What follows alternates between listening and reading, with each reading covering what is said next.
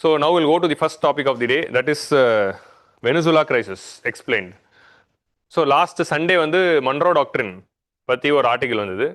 அதுக்கப்புறமா அமெரிக்கா வெனிசுலாவில் பண்ண ஆக்ஷன் லீகலாக இல்லையா அப்படிங்கிறதுக்கு பிரபாஸ் ரஞ்சன் வழக்கம் போல் இன்டர்நேஷ்னல் ட்ரீட்டியை வச்சு எழுதியிருந்தார். நெக்ஸ்ட் வந்து அன்சர்டனிட்டி ஆஃப்டர் மடூரோ, இது வந்து டெக்ஸ்ட் கான்டெக்ட்ல ஹிந்துவில் வந்த ஆர்டிக்கல். ஸோ இந்த மாதிரி 3 ஆர்டிக்கல் வருது. அண்ட் இதே ஹிந்துவில் டிசம்பர் மாதம் there was this profiles mission Maduro அப்படின்னு டிசம்பர்லேயே இந்த கார்டல் டி லாஸ் சோலஸ் அப்படிங்கிற அந்த கார்டல் பற்றி நம்ம ஈவென்ட்ஸ் ஆஃப் த வீக்கில் அதை நான் பேசினேன். ஸோ அந்த ஆர்டிக்கல் வந்தது. ஸோ இந்த 4 ஆர்டிக்கல் உடைய கலவைகளும் ப்ளஸ் இந்தியன் எக்ஸ்பிரஸில் நிறைய கண்டென்ட் இது எல்லாமே வச்சு தான் we are going to discuss this what happened in the Venezuela. So வெனிசுலாவில் என்ன நடந்தது அப்படின்னு பார்த்தா, ஸோ இந்த ஆப்ரேஷன் அப்படிங்கிறது என்ன அப்படின்னா, இது ட்ரம்ப் 1.0 ஆரம்பிச்சிட்டாங்க. ட்ரம்ப் 1.0 ட்ரம்ப் என்ன பண்ணுறாரு, வெனிசுலாவுடைய பிரசிடென்ட்டான Nicolas Maduro is not the legitimate president அப்படின்னு சொல்லிட்டாரு. இன்னொருத்தர் ஆப்போசிஷனில் இருக்கிற லிக்வான் ஐ ஃபர்காட் த நேம், அவர் தான் வந்து லெஜிட்டிமேட் பிரசிடென்ட் அப்படின்னு சொல்கிறாரு. ஏன்னா அவர் வந்து மடூரோக்கு அகேன்ஸ்டாக ஃபைட் பண்ணுறாரு. பட் அவர் உயிர் ஆபத்து இருக்கிறதுனால அவர் வந்து யூரோப்பில் போய் தலைமறைவாக இருக்கார். அவர் தான் வந்து லெஜிட்டிமேட் பிரசிடென்ட் அப்படின்னு வந்து சொல்கிறாங்க. அப்புறம் என்ன ஆகுதுன்னா, இது வந்து எப்போ நடக்குதுன்னா, இது வந்து இந்த லெஜிட்டிமேட் பிரசிடென்ட் இஷ்யூ வரதுக்கு முன்னாடி இன்னொரு இஷ்யூ இருக்குது, அதை ஃபஸ்ட்டு சொல்லிடுறேன். ட்ரம்ப் 1.0 மெயினாக அவங்க என்ன டெசிக்னேட் பண்ணுறாங்கன்னா, மடூரோ வந்து ஒரு ட்ரக் கார்டல் ரன் பண்ணிக்கிட்டு இருக்காரு. இது இப்போ சொல்லலை, ட்ரம்ப் 1.0 2019 சொல்கிறாங்க. ட்ரம்ப் மடூரோ வந்து his running a drug cartel. South அமெரிக்காவில் ஒரு மிகப்பெரிய ட்ரக் கார்டல் ரன் பண்ணிட்டு இருக்காரு. வெனிசுலா ஃபுல்லாக இருக்கிற எல்லா ட்ரக் டீலிங்ஸும் அவர் தான் பண்ணுறாரு. அந்த ட்ரக் கார்டல்லேருந்து ஏகப்பட்ட ட்ரக்ஸும் வந்து யூஎஸ்குள்ளே பொம்பார்டு பண்ணி யூஎஸோடைய பீஸ் அண்ட் ஸ்டெபிலிட்டியும் மக்களுடைய டெமோகிராஃபிக்ஸ் யூத்தோட லைஃபையும் கெடுக்கிறது தான் இதோட objective. So national security of US is threatened by Maduro. அது அப்படிங்கிற பேரில் அவர் மேலே ஒரு சார்ஜ் ஷீட் ஃபைல் பண்ணி ஒரு கேஸை வந்து ஃபைல் பண்ணுறாங்க. ஸோ கேஸை ஃபைல் பண்ணி ஒரு இன்னொரு நாட்டு தலைவர் மேலே கேஸ் ஃபைல் பண்ணுறாங்க. ஸோ அதான் வந்து ஃபஸ்ட்டு ஈவெண்ட். ரெண்டாவது வந்து இதை பற்றி ஃபர்தராக ஆக்ஷன் எடுப்போம் அப்படின்னு சொல்கிறாங்க. இப்படி சொல்லிகிட்டே இருக்கிறப்போ என்ன ஆயிடுச்சு, அவங்களுடைய பதவிக்காலம் வந்து முடிஞ்சிடுச்சு. யாரோட பதவிக்காலம் முடிஞ்சிடுச்சுன்னா ட்ரம்ப்போட பதவிக்காலம் முடிஞ்சிடுச்சு. அப்புறம் ஜோ பைடன் வந்தார், அவர் பெருசாக வந்து கண்டுக்கல. ஸோ ஜோ பைடனோட முடிவில் இந்த 2024 அகைன் இங்கே வெனிசுலாவில் ஒரு எலெக்ஷன் நடக்குது. அந்த எலெக்ஷனில் என்ன நடக்குதுன்னா, அகைன் மடூரோ இஸ் வின்னிங். பட் அதோட ஆப்போசிஷனாக இருந்தது தான் அந்த ஆப்போசிஷன் பர்சன் லிவானோ.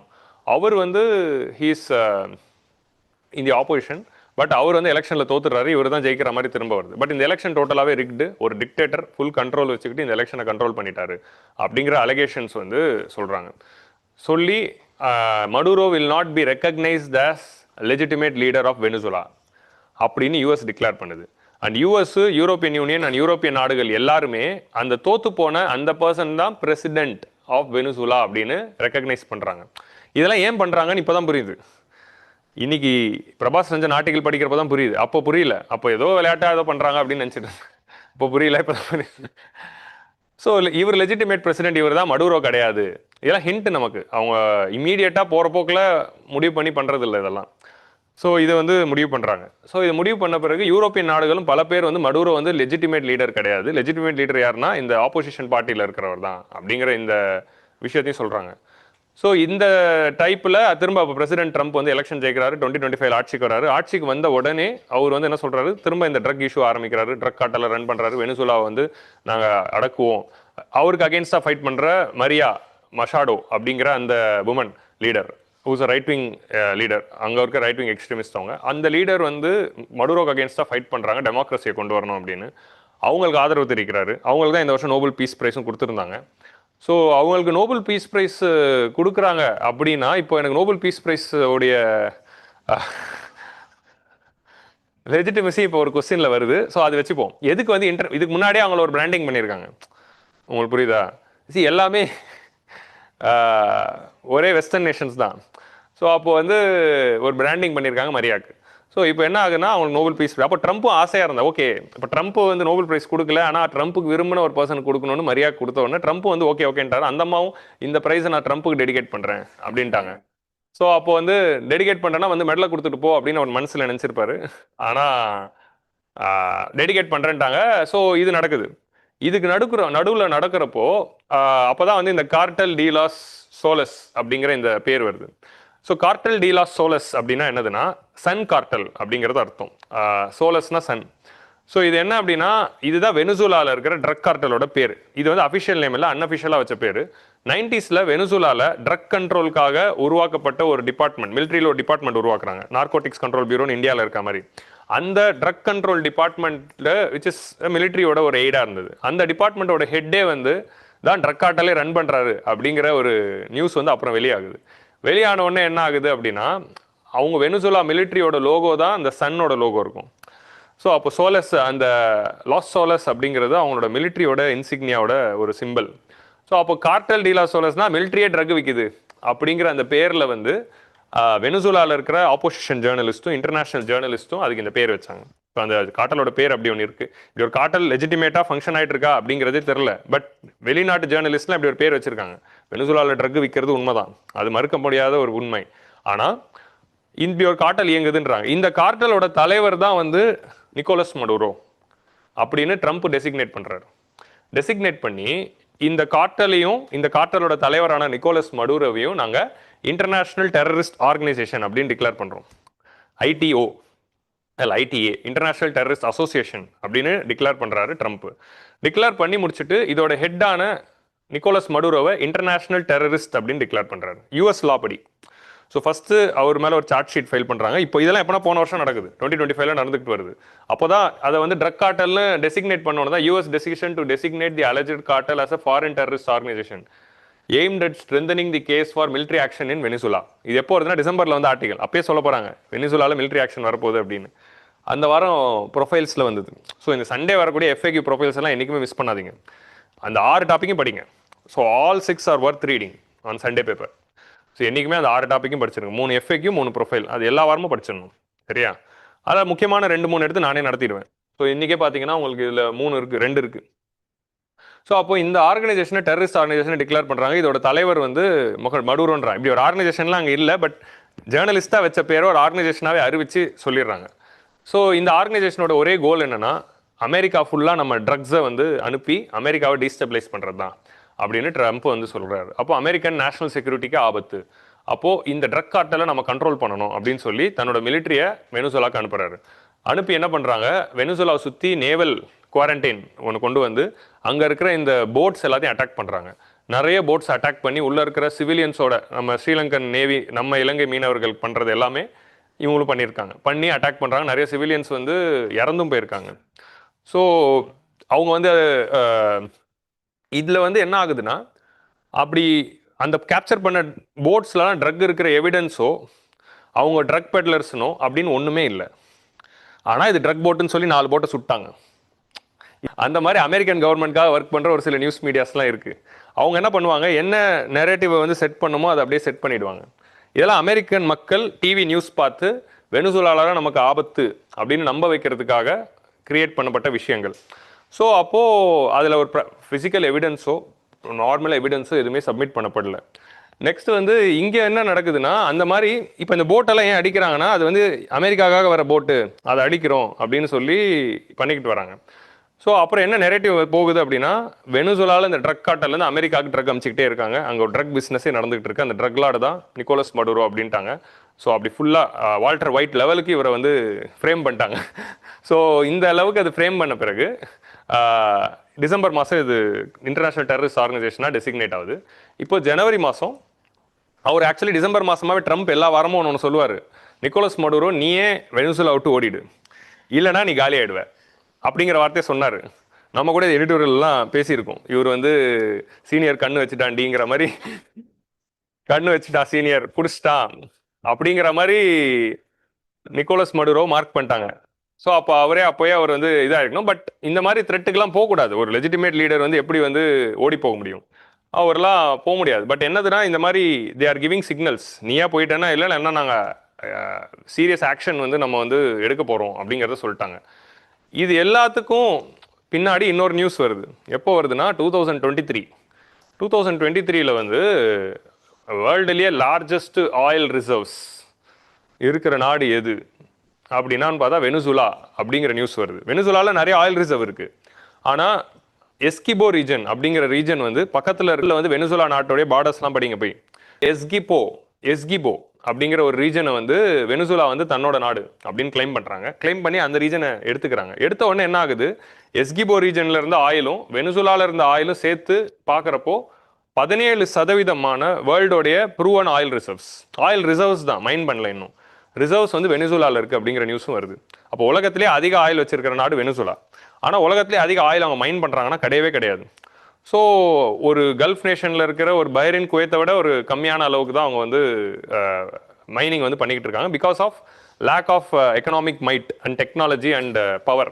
அவ்வளோ ரிசர்வ்ஸ் இருந்தாலும் அவ்வளோ அவங்க மைன் பண்ணி எடுத்து இன்டர்நேஷனல் மார்க்கெட்டில் விற்கிறாங்களான்னா விற்க முடியல. ஏன் விற்க முடியல வெனிசுலானால அப்படின்னா, ஒரு ரீசன் வந்து it is because of the sanctions. Venezuela government மேலே ஏகப்பட்ட சாங்ஷன்ஸ் வந்து ரொம்ப நாளாக போயிட்டு இருக்கு. இன்னொரு சைடில் வந்து வெனிசுலா கவர்மெண்ட் மேலே என்ன நடக்குது அப்படின்னா, அவங்களோட எக்கனாமிக் சாங்ஷன்ஸ்னால எக்கனாமிக் பேக்வர்ட்னஸ் இருக்கிறதுனால அங்கே இன்வெஸ்ட்மெண்ட்ஸ் வராமல் போனது ஒரு சைடு. இன்னொன்று வந்து வெனிசுலன் ஆயிலே வந்து அதில் வந்து அதோட chemically it is tough to process அப்படிங்கிற மாதிரியான ஒரு type of oil. Normal oil ரிஃபைனரியில் அந்த ஆயிலை ப்ராசஸ் பண்ண முடியாது. எல்லா ஆயிலும் ஒரு வேரியண்ட்டில், எல்லா ஆயிலும் ஒரே ஆயில் கிடையாது, க்ரூட் ஆயிலில். ஸோ அப்போ அந்த ஆயிலை ப்ராசஸ் பண்ணணும்னா டோட்டலாக வேறு மாதிரி ஒரு ரிஃபைனரி டெக்னாலஜி தேவைப்படுது. ஸோ அப்படி இருக்கும்போது இப்போ பார்த்தீங்கன்னா ரஷ்யன் ஆயிலுக்கு சல்ஃபர் கண்டென்ட் கொஞ்சம் அதிகமாக இருக்கும் அப்படின்லாம் நம்ம பார்த்துருக்கோம். ஸோ அந்த மாதிரி வெனிசுலன் ஆயில் ஒரு வேரியண்ட் வந்து எல்லா நாடுகளில் இருக்கிற நார்மல் ரிஃபைனரி டெக்னாலஜி வச்சு பண்ண முடியாது அப்படிங்கிறது வருது. ப்ளஸ் அவங்க எக்கனாமிக் சாங்ஷனில் இருந்ததுனாலையும், எக்கனாமி ரொம்ப பேக்வர்டாக இருந்ததுனாலையும் ரிஃபைனரிஸ்லாம் கட்டி இன்வெஸ்ட் பண்ணி மைன் பண்ண முடியல. ஸோ இந்த மாதிரி ஒரு சுச்சுவேஷனில் தான் வெனிசுலா இருக்குது. இந்த நியூஸ் 2023 வருது. இப்போ இந்த நியூஸ் எல்லாத்தையும் நம்ம லிங்க் பண்ணலாம். லிங்க் பண்ணிட்டு வரும்போது கண்டினியூஸாக வார்னிங் பண்ணிகிட்டே இருக்காங்க. ஏகப்பட்ட போட்ஸ் எல்லாம் அட்டாக் பண்ணிகிட்டே வராங்க வெனிசுலாவுடைய ஓஷன்ஸில்.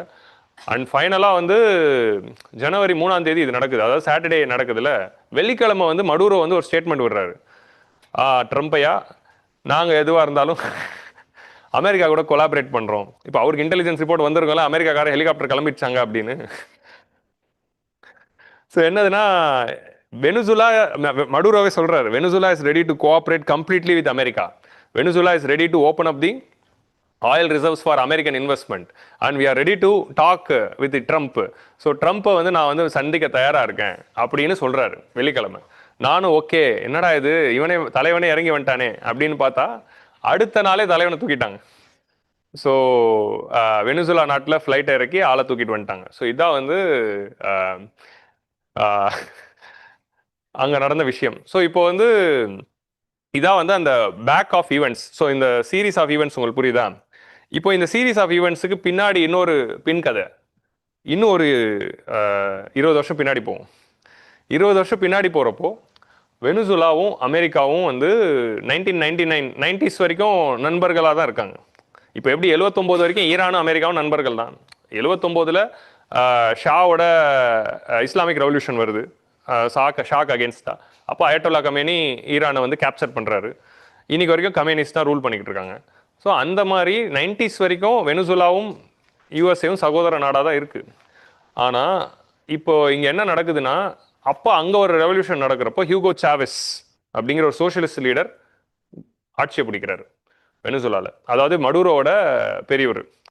ஸோ ஹியூகோ சாவஸ் வந்து ஆட்சியை பிடிச்ச பிறகு அவர் ஒரு 100% சோஷியலிஸ்ட் ரிஜிம் கொண்டு வராரு. And with dictatorship kind of a thing. வெளிநாட்டுக்கு அது டெமோக்ரஸி மாதிரி இருக்கும், ஆனால் ஃபுல்லாக டிக்டேட்டர்ஷிப் மாதிரியான ஒரு சிஸ்டம் தான். ஸோ அப்படி ஒரு சிஸ்டமில் ஒரு சோஷியலிஸ்ட் ரிஜிமை கொண்டு வராரு. கொண்டு வந்தவொடனே என்ன ஆகுதுன்னா, அங்கே இருக்கிற ஆயில் மைன்ஸு, ஆயில் ரிஃபைனரிஸ் எல்லாத்தையுமே நேஷனலைஸ் பண்ணிடுறாரு. ஸோ அப்போ அது வரைக்கும் private oil companies were allowed to drill oil in Venezuela. So private oil கம்பெனிஸும் ஆயில் ட்ரில் பண்ணிக்கலாம் அப்படின்னு இருந்துச்சு. இவர் 1999ல் ஆட்சிக்கு வந்த பிறகு நேஷனலைசேஷன் பண்ணி கவர்மெண்ட் தான் ஆயில் ரன் பண்ணோம், கவர்மெண்டோட மோனோபொலி அப்படின்றாரு. இது என்ன அப்படின்னா, இது யார் பண்ண தவறுகள், இதே தவறுகள் அப்படின்னு நீங்கள் வரலாறுல எடுத்து பார்த்தீங்கன்னா, சதாம் ஹுசேன் இந்த தவறை பண்ணிட்டாரு, கடாஃபி இந்த தவறை பண்ணாரு, அதே தவறு அதன் வரிசையில் ஹியூகோ சாவஸ் அதை பண்ணிடுறாரு. என்னதுன்னா, எங்கள் ஊர் ஆயிலை நான் தாண்டா கண்ட்ரோல் பண்ணுவேன், நீ யாரா வந்து கேள்வி கேட்கறது. அப்படி கேட்ட வரிதைகளில் 3 பேர் இப்போ தூக்கப்பட்டார்கள். பாக்கி இருக்கிற ஒருத்தர் தான் Khamenei, Ayatollah Khamenei of Iran. Ayatollah Khamenei of ஈரானுக்கு 3 மாதம் முன்னாடியே ட்ரம்ப் வார்னிங் விட்டாரு, கமேனி நீயா போய் எங்கேயாவது ஒழிஞ்சிக்கோ, இல்லைனா அவனை தூக்கிடுவோம் அப்படிங்கிற ஒரு வார்னிங் வந்து கொடுத்துருக்காரு. ஸோ அதனால தான் இப்போ ஈரானில் வந்து பெரிய ஆக்ஷன்ஸ் எதுவும் வருமாங்கிற டென்ஷன் வந்து அடுத்து போயிட்டு இருக்கு. ஸோ அப்போ வந்து இதுலேருந்து கிளியராக என்ன தெரியுதுன்னா, அமெரிக்கன் கண்ட்ரோலில் ஆயில் ரிசர்வ்ஸை நீங்கள் வச்சிருக்கிற வரைக்கும் தான் உங்கள் கவர்மெண்ட் ரன் ஆக முடியும். அமெரிக்காவை மீறி நீங்கள் ஏதாவது பண்ணீங்கன்னா வி வில் டேக் ஓவர் அப்படிங்கிறது தான் இதிலிருந்து வர clear signals. I am not even telling you a conspiracy theory.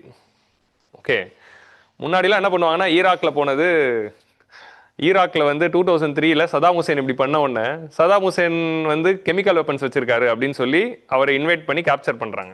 அப்போ என்ன சொல்லுவாங்க, அது கெமிக்கல் வெப்பன்ஸ்க்காக இல்லைப்பா, ஆயிலுக்காக போகிறான் அப்படி சொல்லுவாங்க. நம்ம அது கான்ஸ்பிரசி தியரியாக சொல்லுவோம். என்னதுன்னா, அது வெளிப்படையாக சொல்ல மாட்டாங்க. ஆயில் வெளிப்படையாக மீடியாக்கெல்லாம் என்ன சொல்லுவாங்கன்னா, அவர் வந்து கெமிக்கல் வெப்பன்ஸ் வச்சிருக்காரு.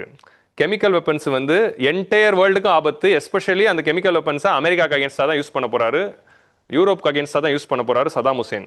அப்போ நம்ம சதாம் ஹுசேன் கிட்ட அந்த மாதிரியான வெப்பன்ஸ் கையில் சேரும்போது நம்ம சதாம் ஹுசேனை டாப்பிள் பண்ணி அந்த வெப்பன்ஸ் எல்லாம் சீஸ் பண்ணணும். இல்லைன்னா அமெரிக்காவுக்கு ஆபத்து, யூரோப்க்கு ஆபத்து அப்படின்னு அமெரிக்கா நியூஸ் மீடியா, நமக்கு இவங்களால ஆபத்து, இவங்களால ஆபத்துன்னு நியூஸ் மீடியா சொல்லுதுன்னா அது நியூஸ் மீடியா வந்து ப்ராப்பகேண்டா பண்ணுது அப்படிங்கிறத நீங்கள் நம்பிடுங்க. ஏன்னா 2023 வந்து நியூஸ் மீடியாவோட வேலையே இதுதான். ஸோ கவன் படத்தில் அது சூப்பராக காட்டியிருப்பாங்க, எப்படி வந்து நியூஸ் மீடியாவை பயன்படுத்துவாங்க. KV Anand, I miss you. So நான் ரொம்ப மிஸ் பண்ண வரேன் அப்பப்போ. ஸோ கவன் படத்தில் அதை வந்து காட்டியிருப்பாங்க. ஸோ அப்போ இந்த மாதிரி வந்து அப்படி சொல்லி அங்கே போயிட்டு அவரை கேப்சர் பண்ண பிறகு அப்படி ஒரு வெப்பன் இன்னைக்கு வரைக்கும் எடுக்கப்படல. அப்படி ஒரு பயாலஜிக்கல் வெப்பனோ கெமிக்கல் வெப்பனோ ஒன்று கூட இன்னைக்கு வரைக்கும் ஈராக்கில் கண்டுபிடிக்கப்படல. ஸோ சதாம் ஹுசேனை கேப்சர் பண்ணி அவரை வந்து எக்ஸிக்யூட் பண்ணி ஈரானை கண்ட்ரோல் எடுத்து ஆயில கண்ட்ரோலுக்குள்ளே கொண்டு வந்துட்டாங்க. ஒரு டம்மி பப்பட்டை போட்டு கண்ட்ரோலில் கொண்டு வந்துட்டாங்க. முன்னாடி என்ன சொல்லுவாங்கன்னா, கெமிக்கல் வெப்பன்ஸ்க்காக தான் போகிறோம் அப்படின்ட்டு தான் இவங்க வெஸ்டர்ன் நாடுகள்லாம் கூவும். பட் இந்த புது தலைவர் என்னவா கூவுறாரு அப்படின்னா, நாங்கள் வந்து ஆயிலுக்காகலாம், நாங்கள் வந்து நம்மக்கிட்ட இத்தனை நாள் என்ன நெரேட்டிவ் செட் பண்ண வரா. அவர் வந்து கஷ்டப்பட்டு நெரேட்டிவ் செட் பண்ண வராரு. அவரால் உண்மையை சொல்லாமல் இருக்க முடியல. நான் சொன்னேன்ல 10 வயசு குழந்தைங்க அவர். டொனால்ட் ட்ரம்ப் ஒரு 10 வயசு குழந்தைன்னு நான் சொல்லுவேன்ல. ஏன்னா ஒரு குழந்தையால வந்து நிறைய பொய் சொல்லும் குழந்தை. ஆனால் என்னன்னா, அது வந்து நடிக்க ஈஸியாக அவ்வளோ சீக்கிரம் வராது. அவரும் கஷ்டப்பட்டு அவர் ட்ரக் கார்ட்டல் நடத்துறாரு. இங்கே மடுரோக்கு வச்ச நெரேட்டிவ் என்னதுன்னா, அவர் ட்ரக் கார்ட்டல் வச்சிருக்காரு, அங்கேருந்து ட்ரக் வந்து அமெரிக்காவுக்கு அனுப்ப போறாரு, அதனால அமெரிக்காவுக்கு ஆபத்து.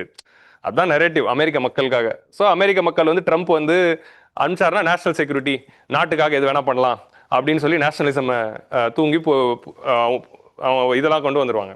அப்புறம் இந்த மடுரோவை அரெஸ்ட் பண்றதை வச்சு 2 படம் எடுத்துருவாங்க. படம் எடுத்து பிஜிஎம் போட்டு நாட்டு மக்கள் எல்லாருமே வந்து நேஷனலிசமை தூண்டிடுவாங்க. இப்படிதான் வந்து நரேட்டிவ் செட்டிங் பண்ணுவாங்க. நீங்க பாத்தீங்கன்னா ஒசாமா பின் லாடன் காலத்துல இருந்து எல்லா காலம், சதாம் ஹுசேனுக்கு 4 படம் இருக்கு, ரஷ்யாவுக்கு அகேன்ஸ்டா யூஎஸ்எஸ்ஆருக்கு அகேன்ஸ்டா ஏகப்பட்ட படங்கள் இருக்கு. எல்லா படத்துலையும் ஜேம்ஸ் பாண்ட் படத்துல வில்லன் வந்து ரஷ்யாக்காரனா தான் இருப்பான். ஸோ இதான் படத்தை வச்சு நரேட்டிவ் செட் பண்றது. ஸோ அப்போ வந்து இப்போ இங்க என்ன நடக்குதுன்னா, நிக்கோலஸ் மடுரோவுக்கு ட்ரக்னு தான் நரேட்டிவ் செட்டிங்கு. நம்மளால கண்ட்ரோல் பண்ண முடியல. எப்போ வந்தாலும் see he is sending drugs, so we will control the drug cartels and take all the oil. Press meet எனக்கு ரொம்ப பிடிச்சது ஆக்சுவலி. என்னதுன்னா, மார்க்கஸ் ரூபியோ அவங்களோட செக்ரட்டரி, மார்க்கஸ் ரூபியோ செக்யூரிட்டி, அவர் வந்து எப்போ வந்து பேட்டி கொடுத்தாலும் ட்ரக் கார்ட்டல் எடுக்க போறோம், ட்ரக் கார்ட்டல் அழிக்க போறோம், அமெரிக்க மக்களை காப்பாற்ற போறோம் அப்படின்னு சொல்லிட்டு போயிடுவாரு. அடுத்து பிரசிடென்ட் வந்து ட்ரக் கார்ட்டல் அழிக்க போறோம், we will take all the oil. So நான் ட்ரம்ப் இதனால பாராட்டுறேன். நீ வந்து நான் திருட போறேன் அப்படிங்கிறத சொல்லிட்டு திருடினதுனால ட்ரம்ப்புக்கு வந்து ஒரு பாராட்டுகள். ஸோ அந்த வரிசையில் இப்போ வந்து ஒபாமா வந்து லிபியாவை இன்வைட் பண்ணும்போது ஆயிலுக்காக போறோம்னு சொல்லலை. ஜார்ஜ் புஷ் வந்து ஈராக்கை இன்வைட் பண்ணும்போது ஆயிலுக்காக போறோம்னு சொல்லலை. ஆனால் ட்ரம்ப் ஒத்துக்கிறான் பாருங்க. இந்த நிறைய இது இருக்கு, ட்ரக்கும் பண்றாங்க, ஆனால் ஆயிலுக்காக தான் நாங்கள் போறோம். அதாவது யூஎஸ் அவர் என்ன சொல்றாருன்னா, நியூஸ் அரெஸ்ட் பண்ணோன்னே US companies will go into Venezuela and take all the oil. இது ஒரு டைலாக். 2வது டைலாக் என்ன தெரியுமா? We will take back our oil. Our ஆயிலாம். வெனிசுலா எப்போ அமெரிக்கன் ஸ்டேட் ஆச்சுன்னு எனக்கு தெரியல. அது எப்படி ஒரு அவர் ஆயில்னு சொல்றாரு? அப்போ உலகத்துல ஆயில் எங்க இருந்தாலும் அவங்களது. அது பார்த்து இந்த வாரம் பூரா மீம்ஸ் வருது. இட்லி மிளகா பொடியில எண்ணெய் நிறைய ஊத்தினோடனே மேல ஹெலிகாப்டர்ல அமெரிக்கன் சோல்ஜர்ஸ் வருது. அப்புறம் அம்மா வச்ச மீன் குழம்புல மேல எண்ணெய் மிதக்கும், அதுல வந்து அப்படியே அமெரிக்கன் சோல்ஜர்ஸ் இறங்குற மாதிரியான மீம்ஸ் எல்லாம் வருது. அதை வந்து பார்த்துருப்பீங்க நீங்க. அது வந்து உண்மைப்படுத்துறாங்க. பட் அந்த நேர்மையா ஒத்துக்குனது வந்து நம்ம பாராட்டுறோம். அண்ட் உண்மையாவே அமெரிக்கா போனது ஆயிலுக்காக தான். இந்த ட்ரக்குக்கெல்லாம் உண்மைதான். சி ஹியூகோ சாவேஸோ இல்ல நிக்கோலஸ் மடுரோவோ டெமோக்ராட்ஸ் ஆனா கிடையாது, மக்களுக்காக தான் ஆட்சி செலுத்தினாங்கனால கிடையாது. நிச்சயமா அவங்க கொடுங்கோல் ஆட்சியாளர்கள் தான், தே ஆர் டிக்டேட்டர்ஸ். தேர் ரிஜைம்ஸ் வந்து மாறணும் அப்படின்னா நிச்சயமா வெனிசுலன் மக்களோட நன்மைக்காக மாறி தான் ஆகணும். ஆனால் who gave the rights to Trump? அப்போ நீ நாட்டில் இருக்கிற கெட்ட ரிஜைமாக மாத்துற அப்படின்னா நான் 4 ரிஜைம் சொல்கிற வந்து மாற்று அப்படிங்கிற மாதிரி தான் இருக்குது. ஸோ அப்போ வந்து அவங்களுக்கு வேணுங்கிற இடத்துல அது கெட்ட ரிஜைமாக இருக்கும், வேணாங்கிற இடத்துல அது இருக்காது, நட்பு நாடாக இருக்கும். அப்படி டிக்டேட்டர்ஷிப் வேணால் வெனிசுலாவில் மட்டும் தான் இருக்கா? இல்லை ட்ரக் விற்கிற நாடு உலகத்துலேயே வெனிசுலா தானே? இவரே வந்து ட்ரம்ப் டவர்ஸில் என்ன வித்துட்டு இருந்தாரு 30 வருஷத்துக்கு முன்னாடி அப்படிங்கிறது நமக்கு தெரியும். ஸோ அப்படி இருக்கிறப்போ எப்ஸ்டீன் ஃபைல்ஸ்லாம் இப்போ வருது. ஸோ அப்போது அவங்க நாட்டில் ஒரு கேஸ் போகுது. இந்த இமீடியட் அரெஸ்ட்டுக்கு பின்னாடி இவ்வளோ ரீசன் தான். இன்னொன்று இருக்குது, அவர் நாட்டில் எப்ஸ்டீன் ஃபைல்ஸ் அப்படிங்கிற ஒரு செக்ஷுவல் ஸ்கேண்டல் போயிட்டு இருக்கு. ஒரு பாக்ஸோ கேஸில் மாட்டின ஒரு சைல்டு மொலஸ்டர், பாக்ஸோ கேஸ்னால் நம்ம ஊர், அவங்க ஊரில் அது கிடையாது, அவங்க ஊரில் இருக்கிற ஒரு சைல்டு மொலஸ்டர், சைல்டு டிராஃபிக்கிங் பண்ணி சில்ட்ரன் வந்து செக்ஷுவல் டிராஃபிக்கிங் பண்ணவர். அவர் வந்து ட்ரம்ப்போட பெஸ்ட் ஃப்ரெண்டு. அவர் அதெல்லாம் பண்ணிட்டு இருக்கிறப்போ ட்ரம்ப் அவரோட பெஸ்ட் ஃப்ரெண்டாக இருந்திருக்காரு. ஸோ அந்த ஃபைல்ஸ் எல்லாம் இப்போ ரிலீஸ் ஆகி ட்ரம்ப்புக்கு அவர் கூட லிங்க் இருக்கிற மாதிரியான விஷயங்கள்லாம் வெளியே வரும்போது நேஷனல் அட்டென்ஷன் எல்லாம் இப்போ வெனிசுலா பக்கம் திருப்பப்பட்டது அப்படிங்கிறதும் வந்து இன்னொரு ஆர்கியூமெண்ட். ஸோ அப்போ இது வந்து பியூராக அங்கே போனது டு டேக் தி ஆயில் தான். ஸோ அப்போ இதான் வந்து லாங் ஸ்டோரி ஸ்டார்ட். ஏன் ஆயில்காக போனாங்கிறது தான் இப்போ நம்ம வீடியோக்குள்ளே பார்க்க போகிறோம். ஸோ மிச்ச கதையெல்லாம் இப்போ இருக்கிற எல்லா ஸ்டோரியும் சொல்லிட்டேன். இதுதான் வந்து ஸ்டோரி. ஏன் போனாங்கன்னு தெரிஞ்சிச்சா?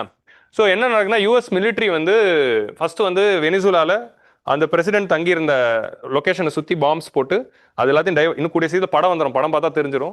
பட் வந்து பாம்பு போட்டு தகர்த்துட்டு அப்புறம் அவங்களோட 200 சோல்ஜர்ஸ் உள்ளே இறங்கி கொண்டு அவர் ஸ்டேட்டஸில் என்ன போட்டார்னா, no lives was lost in this operation, it was a clean operation அப்படின்னு சொன்னார். வெனிசுலா நாட்டு ஆர்மிலையும் யாரும் இழக்கல, இந்த சைடு யாரும் இழக்கல, டேரெக்டாக நாங்கள் உள்ளே போனோம், பிரசிடெண்ட்டை கூப்பிட்டு வந்துட்டோம் அப்படின்னு ஒரு பொய். நிக்கோலஸ் மடூரோவோட எல்லா பர்சனல் பாடி கார்ட்ஸும் அந்த பிரசிடென்ஷியல் பேலஸில் இருந்த சோல்ஜர்ஸும் கொண்டுட்டாங்க. அமெரிக்கன் ஆர்மி கொண்டு தான் அவரை கூப்பிட்டு வந்திருக்கு உங்களுக்கு. இந்த ஆனால் இந்த மாதிரி no humanitarian loss was happening அப்படிங்கிறதும் ஹி செட். ஸோ இதெல்லாம் தான் வந்து இந்த ஸ்டோரியோட பேக்ரவுண்ட். உங்களுக்கு புரியுதா? இப்போ நம்ம இதுக்கு முன்னாடி வந்து யூபிஎஸ்சி ப்ரிப்பரேஷன் பண்ணும்போது நம்ம வந்து ஆயில்னு எக்ஸ்பிளிசிட்டாக சொல்ல மாட்டோம். கெமிக்கல் வெப்பன்ஸ் இருக்குது, however there is alleged that US is also aiming for the oil reserves அப்படின்னு தான் நம்ம இன்டர்வியூவில் ட்ரெயின் பண்ணோம். சரியா? இன்னைக்கு இது இன்டர்வியூ போகிற கேண்டிடேட்ஸ்க்கு ஒரு வரப்பிரசாதம் ட்ரம்ப். ஓப்பனாகவே ஆயிலுக்காக தான் அமெரிக்கா போகுது அப்படின்னு சொல்லிக்கலாம். So that is the one advantage of Donald Trump. ஏன்னா ட்ரம்ப்பே சொல்லிட்டார் ஆயிலுக்காக தான் போகிறோம் அப்படின்னு. So Donald Trump administration formally charged President Nicolas Maduro and his top aides with alleged involvement of drug trafficking. So okay, Juan Guaido, அவ்வளவுதான், இவரோட பேர் தான் மறந்துட்டேன். So Juan Guaido, the opposition politician, was recognized by US and Western allies as the acting president of Venezuela. First இதை வந்து recognise பண்றாங்க. இது ஏங்கிற கதையை நான் உங்களுக்கு புரிய வரும், ஏன் இவர் ஆக்டிங் பிரசிடென்ட்டாக ரெகக்னைஸ் பண்றாங்கன்னு. 2025 USA declared war on drugs and accused Mr. Maduro of being one of the largest narco traffickers of the world. It began bombing civilian boats off the Venezuela, claiming that they were carrying drugs, and deployed jets, warship, and thousands of troops in the Caribbean region. On Jan 3, US attacked and claimed that Maduro and his wife were captured and taken out of the country. So இதுதான் நடந்திருக்கு. Venezuela is இப்போ நம்ம பார்ப்போம், Venezuela வந்து யூஎஸ்க்கு ஒரு security thread ஆனால் கிடையாது. அந்த யூஎஸ் மிலிட்ரி முன்னாடி எதுவுமே செக்யூரிட்டி த்ரெட் இல்லை. Not even a major source of drug production. Drug ப்ரொடக்ஷனில் லார்ஜஸ்ட் வெனிசுலாவானா கிடையாது, கொலம்பியா அதை விட நிறைய ட்ரக்ஸ் ப்ரொடியூஸ் பண்ணுது. ஸோ அப்படி இருக்கிறப்போ இது வந்து லார்ஜஸ்ட் ட்ரக் ப்ரொடக்ஷனும் இல்லை. அண்ட் ட்ரம்ப் இது வரைக்கும் வெனிசுலா தான் ட்ரக் கார்ட்டல் நடத்திக்கிட்டு இருக்கு, யூஎஸ்ல அவங்க எவ்வளோ ட்ரக்ஸ் அமைச்சிருக்காங்க அதுக்கான ஒரு எவிடன்ஸ் இது வரைக்கும் ஃபைல் பண்ணல. There is not even a single evidence which government has yet to say to claim that Hugo Chavez or sorry Nicolas Maduro is the link அப்படிங்கிறது, having this drug links. So அதனால் ஒரு evidence இது வரைக்கும் அவங்க வந்து கொடுக்கல. So அப்படி இருக்கிறப்போ obviously it is for oil. Saddam ஹுசேனுக்கு நடந்ததும் கடாஃபிக்கு நடந்தது தான் இங்கே நடக்குது. ஸோ சதாம் ஹுசேனுக்கு நடந்தது என்னதுன்னா கெமிக்கல் வெப்பன். கடாஃபிக்கு என்ன நடந்ததுன்னா மக்களுடைய எழுச்சி அகேன்ஸ்ட் தி டிக்டேட்டர். மக்கள் உண்மையிலே எழுச்சி அடைஞ்சாங்க தான் டிக்டேட்டருக்கு அகேன்ஸ்டா. பட் அந்த எழுச்சிக்கு வந்து தூண்டி விட்டு அந்த ஆப்போசிஷன் குரூப் எல்லாம் ட்ரிகர் பண்ணது யூஎஸ்ஏ தான். So what are the reasons why USA wanted to intervene in Venezuela அப்படிங்கிறது பார்த்தா 3 ரீசன்ஸ் சொல்கிறாங்க. ஃபர்ஸ்ட் ரீசன் வந்து Monroe doctrine, the revival of Monroe doctrine அப்படின்னு பார்த்தோம். நம்ம ஈவென்ட்ஸ் ஆஃப் த வீக்லி நான் அதை போன வாரம் சொன்னேன், மன்ரோ டாக்ட்ரின்னா என்னன்னு இப்போ பார்ப்போம். அண்ட் கட்டிங் ஆஃப் சைனா, மூணாவது வந்து ஆயில். இந்த 3 தான் வந்து மேஜர் ரீசன்ஸ். நம்ம ஆயிலுங்கிற ரீசனை ஓரளவுக்கு பார்த்துட்டோம், இப்போ மித்த 2 ரீசன் பார்ப்போம்.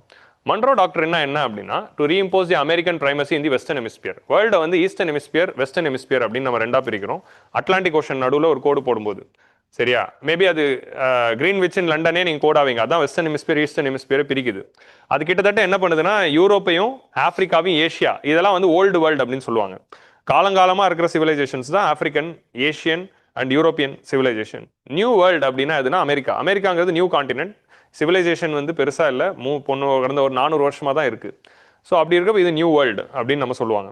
ஸோ அப்போ இந்த அமெரிக்காவை வந்து எங்கள் வெஸ்டர்ன் சைடை வந்து நீங்கள் ஈஸ்டர்ன் சைடு வந்து டிஸ்டர்ப் பண்ணாதீங்க, இன்க்ளூடிங் யூரோப்.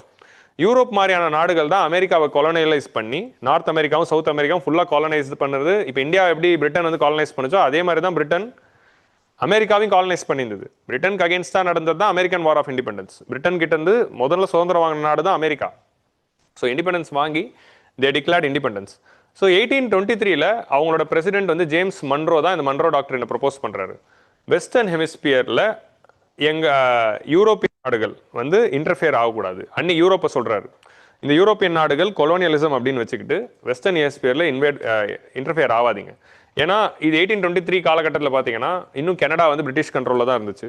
நம்ம கோமகாட்டா மாறு இன்சிடென்ட் நடக்கிற வரைக்கும் கனடா பிரிட்டிஷ் கண்ட்ரோலில் தான் இருக்குது. நம்ம இதில் ஹிஸ்ட்ரியில் படிக்கிறோம், பிரிட்டிஷ் கண்ட்ரோலில் தான் இருக்குது. கீழே சவுத் அமெரிக்காவில் இருக்க நிறைய நாடுகள் ஸ்பெயின், போர்ச்சுகலோட கண்ட்ரோலில் தான் இருக்குது. பட் இவங்களோட இன்டர்ஃபியரன்ஸில் தான் என்டையர் அமெரிக்கா போகுது. நடுவில் அமெரிக்கா மட்டும் இண்டிபெண்டன்ஸ் வாங்கியிருக்கு, தனி நாடாக இருக்குது. ஸோ அப்போ இந்த காலகட்டத்தில் அமெரிக்கா என்ன பண்ணணும்னு நினைக்குதுன்னா, ஃபஸ்ட்டு வந்து அவங்க குளோபல் பவர் ஆகணும்னா ரீஜனல் பவர் ஆகணும். ஸோ முதல்ல இப்போ நம்ம சொல்கிறோம்ல இந்தியா வந்து குளோபல் பவர் ஆகணும்னா ஃபஸ்ட்டு சவுத் ஏஷியாவில் பவர்ஃபுல் ஆகணும், அப்புறம் ஏஷியாவில் பவர்ஃபுல் ஆகணும், சாகர் ட்ராட்டு, நெய்பர்ஹுட் ஃபஸ்ட்டு அதெல்லாம் பண்ணுறோம்ல, அவங்க அது 1820 பண்ணுறாங்க. நம்ம குளோபல் பவர் ஆகணும் முதல்ல அமெரிக்காவில் பவர்ஃபுல் ஆகணும், நார்த் அமெரிக்காவில் சவுத் அமெரிக்காவில் நம்ம பெரிய ஆள் ஆகணும். ஏன்னா அப்போ யூரோப் தான் குளோபல் பவர், பிரிட்டனும் ஃப்ரான்ஸும் தான். ஸோ அப்போது ஜேம்ஸ் மன்ரோ என்ன சொல்கிறாருன்னா, நம்ம ஃபஸ்ட்டு இந்த நார்த் அமெரிக்காலையும் சவுத் அமெரிக்காவும் let us take the control அப்படின்னு சொல்கிறாரு. அந்த இடத்துல அமெரிக்கா தான் பிரைமசியாக இருக்கணும் அண்ட் யூரோப்பியன் நேஷன்ஸோட இன்டர்ஃபியரன்ஸை கர்வ் பண்ணணும். Entire America, North American, South American கண்ட்ரீஸ்க்கு இண்டிபெண்டன்ஸ் கிடைக்கணும். இண்டிபெண்டன்ஸ் கிடைச்சி இண்டிபெண்டன்ட் நேஷன்ஸ் வரணும் யூரோப்பியனோட இன்டர்ஃபியரன்ஸ் இல்லாமல் அப்படிங்கிற இந்த கான்செப்டை சொல்லி America should control the western hemisphere அப்படின்னு கொண்டு வந்தது தான் இந்த மன்ரோ டாக்டர். ஸோ அப்போ ஏன் வந்து இப்போ நடக்கிற விஷயத்தை ரிவைவல் ஆஃப் மன்ரோ டாக்டரின் அப்படின்னு சொல்கிறோம் அப்படின்னா, அப்போ யூரோப்பு, இப்போ சைனா, அதான் வந்து அதோடைய வித்தியாசம். ஸோ சைனாவோட ரோல் என்னங்கிறது பார்ப்போம். Americas were off limits to future European interference and colonialisation. So America should be off the limits of Europe. Europe வந்து ஃபியூச்சரில் கொலோனைசேஷன் பண்ணக்கூடாது, இன்டர்ஃபியரன்ஸும் பண்ணக்கூடாது, அமெரிக்கா அமெரிக்கர்களுக்கே அப்படின்னு விட்டுருங்க. The policy established US hegemony in its backyard, carving out a sphere of influence. So regional பவராக இருந்தால் தான் global power ஆக முடியும்.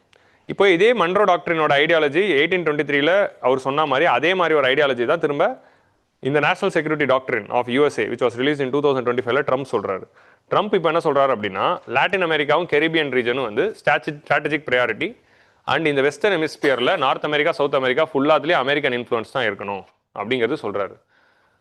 அமெரிக்காவோட political, economic and military influence இருக்கணும். ஸோ இப்படி அமெரிக்கன் இன்ஃப்ளூயன்ஸ் வரணும் அப்படின்னு சொல்லும்போது அமெரிக்காவுக்கு இந்த வெஸ்டர்ன் ஹெமிஸ்பியரில் அப்போஸ் பண்ணுற நாடுகள் யார் அப்படின்னு பார்த்தா வெனிசுலா, கியூபா, இப்போ பிரேசில். மேஜர் நாடுனா இது 3 தான். பிரேசிலில் இருக்கிறவரும் இப்போ வந்து லூலாவும் வந்து ஹீஸ் சோஷலிஸ்ட், கியூபாவும் வந்து காலங்காலமாகவும் சோஷலிஸ்ட் நமக்கு தெரியும், வெனிசுலாவும் இப்போ சோஷலிஸ்ட் ரெஜிம் தான். ஸோ 3 பேருமே ஆன்டி அமெரிக்கன் நாடுகள். அப்போ இந்த 3 நாடுகள்லையுமே நம்ம பிரைமசி பண்ணலன்னா அப்புறம் எப்படி உலக நாடுகள் வந்து மதிக்கும் அப்படிங்கிற இந்த ஒரு கொஸ்டின் வந்து ரைஸ் பண்ணுறாங்க. ஸோ அப்போ வந்து நேஷனல் செக்யூரிட்டி டாக்டரின்ல என்ன சொல்கிறாங்கன்னா, அப்போ இந்த 3 நாடுகள்லையும் அந்த ரிஜைம் சேஞ்ச் கொண்டு வரணும் அப்படிங்கிறத இன்டைரக்டான ஒரு ஐடியா. ஸோ அப்போ அதில் முதல் நாடான வெனிசுலாவில் இப்போ நடக்குது. பிரேசிலுக்கு என்ன பண்ணாருன்னா 50% டேரிஃப். இந்தியா கூட இன்னொரு 50% டேரிஃப் அண்டர்கோ பண்ணுற நாடு எதுனா பிரேசில். ஸோ பிரேசிலில் ரிஜைம் சேஞ்செலாம் ட்ரை பண்ண மாட்டாங்க, ஏன்னா அங்கே ஆயில் இல்லைன்னு நினைக்கிறேன். பட் வந்து அங்கே சுகர் கேன் தான் இருக்குது, அமேசான் ஃபாரஸ்ட் தான் இருக்குது. ஸோ அப்போ வந்து கியூபாலையும் பெருசாக ஆயில் இல்லை. ஸோ அப்போ வெனிசுலா தான் முதல் டார்கெட்டாக தே ஹவ் டன். ஸோ இந்த மாதிரி சொல்லி திரும்ப வந்து வெனிசுலா மேலே அட்டாக் பண்ணுறதுங்கிறது it's the attack on the anti imperialist struggle. இப்போ என்ன சொல்கிறாரு அப்படின்னா, USA வில் கண்ட்ரோல் வெனிசுலா அப்படின்னு சொல்கிறாரு. இப்போ யார் வந்து அடுத்து வெனிசுலா லீட் பண்ண போகிறாங்க? இப்போ டெல்சி ராட்ரிகஸ் அப்படிங்கிற வைஸ் பிரசிடென்ட்டே ஆக்டிங் பிரசிடெண்ட்டாக வந்துட்டாங்க. இப்போ மேபி வந்து அந்த நிக்கோலஸ் மடூரோவோ, மரியாவோ இல்லைனா வந்து அந்த லிவானோ, அவங்க 2 பேரும் வந்து ஃபியூச்சரில் திரும்ப வரலாம். இப்போ 2 பேருமே தலைமறைவாக தான் இருக்காங்க. ஃபியூச்சரில் எலெக்ஷன் நடந்து அவங்க திரும்ப அந்த கவர்மெண்ட்டை அமைக்கலாம் மேபி. பட் வந்து இந்த மாதிரி ரிஜிம் சேஞ்ச் பண்ணுறதும் இம்பீரியலிசம் தானே. who gave the rights to interfere and do the regime change. ரெண்டாவது அப்ஜெக்டிவ் என்ன அப்படின்னா, இந்த வெஸ்டர்ன் அமெரிக்காவில் யூரோப்பியன், அதாவது அப்போ யூரோப்பியன் இன்ஃப்ளூயன்ஸ் இருக்கக்கூடாதுன்னு சொன்னாங்களே, இப்போ யாரோட இன்ஃப்ளூயன்ஸ் இருக்கக்கூடாதுன்னா China and Russia. To be specific, it is China influence. So சைனாவோட ரோல் இன் வெனிசுலா என்ன அப்படின்னு பார்த்தா, 90s வரைக்கும் யூஎஸ் வாஸ் தி, இது இந்த வாரம் டேட்டா பாயிண்ட் வந்தது, டில் 90s US was the largest trade partner for Venezuela. ஆனால் 2000ஸ்லேருந்து என்ன ஆகுது, யூஎஸோட ஷேர் இந்த வெனிசுலன் ட்ரேடு குறைஞ்சு சைனாவோட ஷேர் வந்து அதிகமாக ஆரம்பிச்சிச்சு. ஸோ இப்போது ஹியூகோ சாவஸ் ஃபர்ஸ்ட் வெனிசுலாவில் லீடராக வந்த பிறகு ஆயில் ரிஃபைனரிஸ்லாம் நேஷனலைஸ் பண்ணிட்டார்ல. ஸோ டோட்டலாகவே வெனிசுலன் கவர்மெண்ட் தான் ரிஃபைனரி பண்ணும், ப்ரைவேட் பிளேயர் வரக்கூடாதுன்னு ஒன்று எல்லா அமெரிக்க கம்பெனிகள்லாம் திரும்ப மூடிட்டு போக வேண்டியதாக போயிடுச்சு. ஸோ அப்போது America was not having the access to it. So அப்போது அங்கே ஒரு கேபிட்டலிஸ்டிக் மைண்ட் செட் லீடர் வந்துட்டாரு அப்படின்னா அவங்க திரும்ப வந்து ஆயிலெலாம் ஓப்பன் அப் பண்ணிடுவாங்க, ஃபாரின் இன்வெஸ்ட்மெண்ட் வரும் அப்படின்னு சொல்கிறாங்க. ஸோ இப்போ வந்து இந்த 20 வருடங்களா ஹியூகோ சாவஸ் வந்து நேஷனலைஸ் பண்ணதுலேருந்து who was buying Venezuelan oil, who was helping Venezuela to do drill oil அப்படின்னு பார்த்தா அது சைனா. ஸோ சைனா என்ன பண்ணுது, யாரெல்லாம் அமெரிக்கா சாங்ஷன்ஸ் போட்டிருக்கோ அவங்க கிட்டலாம் போயிட்டு ஆயில் வாங்கும் தைரியமாக. ஸோ அமெரிக்கா சொன்னாலும் கேட்காது. ஸோ அவங்க பாட்டி வாங்கிட்டு இருப்பாங்க, ஏன்னா they're having the economic might இப்போ. ஸோ அப்போது வெனிசுலா கிட்ட இருந்து லார்ஜஸ்ட் ஆயில் பையராக இருக்கிறது யாருன்னா China. China is the largest oil buyer of Venezuela. So and Belt and Road initiatives வந்து கொண்டு வராங்க. பெல்ட் அண்ட் ரோட் இனிஷியேட்டிவோட ஒரு எக்ஸ்டென்ஷனாக they have also come up to South America. Pacific சைட்லேருந்து அதை இழுத்துட்டு வந்து சவுத் அமெரிக்கா வரைக்கும் கொண்டு வந்துட்டாங்க. அண்ட் இந்த பெல்ட் அண்ட் ரோட் இனிஷியேட்டிவ்ல கிட்டத்தட்ட 24 குட்டி குட்டி கரிபியன் நாடுகள் சைன் பண்ணியிருக்காங்க. ஸோ அப்போ பெல்ட் அண்ட் ரோட் இனிஷியேட்டிவ்குள்ளே நீ அமெரிக்காக்குள்ளேயே வந்துட்டியா, நம்ம பெல்ட் அண்ட் ரோட் இனிஷியேட்டிவ் இந்தியாவுக்கு ஸ்ட்ரிங் ஆஃப் பர்ல்ஸ் அப்படின்லாம் பேசிட்டு இருக்கோம், அது அமெரிக்காக்குள்ளேயே வரியா அப்படின்னு வரும்போது அந்த மன்ரோ டாக்டரினோட ரெலவன்ஸ் இதுதான். ஸோ அப்போ சைனாவோட இன்ஃப்ளூயன்ஸ் வந்து வெனிசுலா மாதிரியான நாடுகள்லையும் கியூபா மாதிரியான நாடுகள்லையும் அதிகமாயிட்டே இருக்கு. அண்ட் வெனிசுலாவோட லார்ஜஸ்ட் ஆயில் பையரா சைனா இருக்கு. And China is buying Venezuelan oil by using its own currency yuan, renminbi. Dollar வச்சு வாங்கல, ரென்மிம்பி வச்சு வாங்கிட்டு இருக்கான்.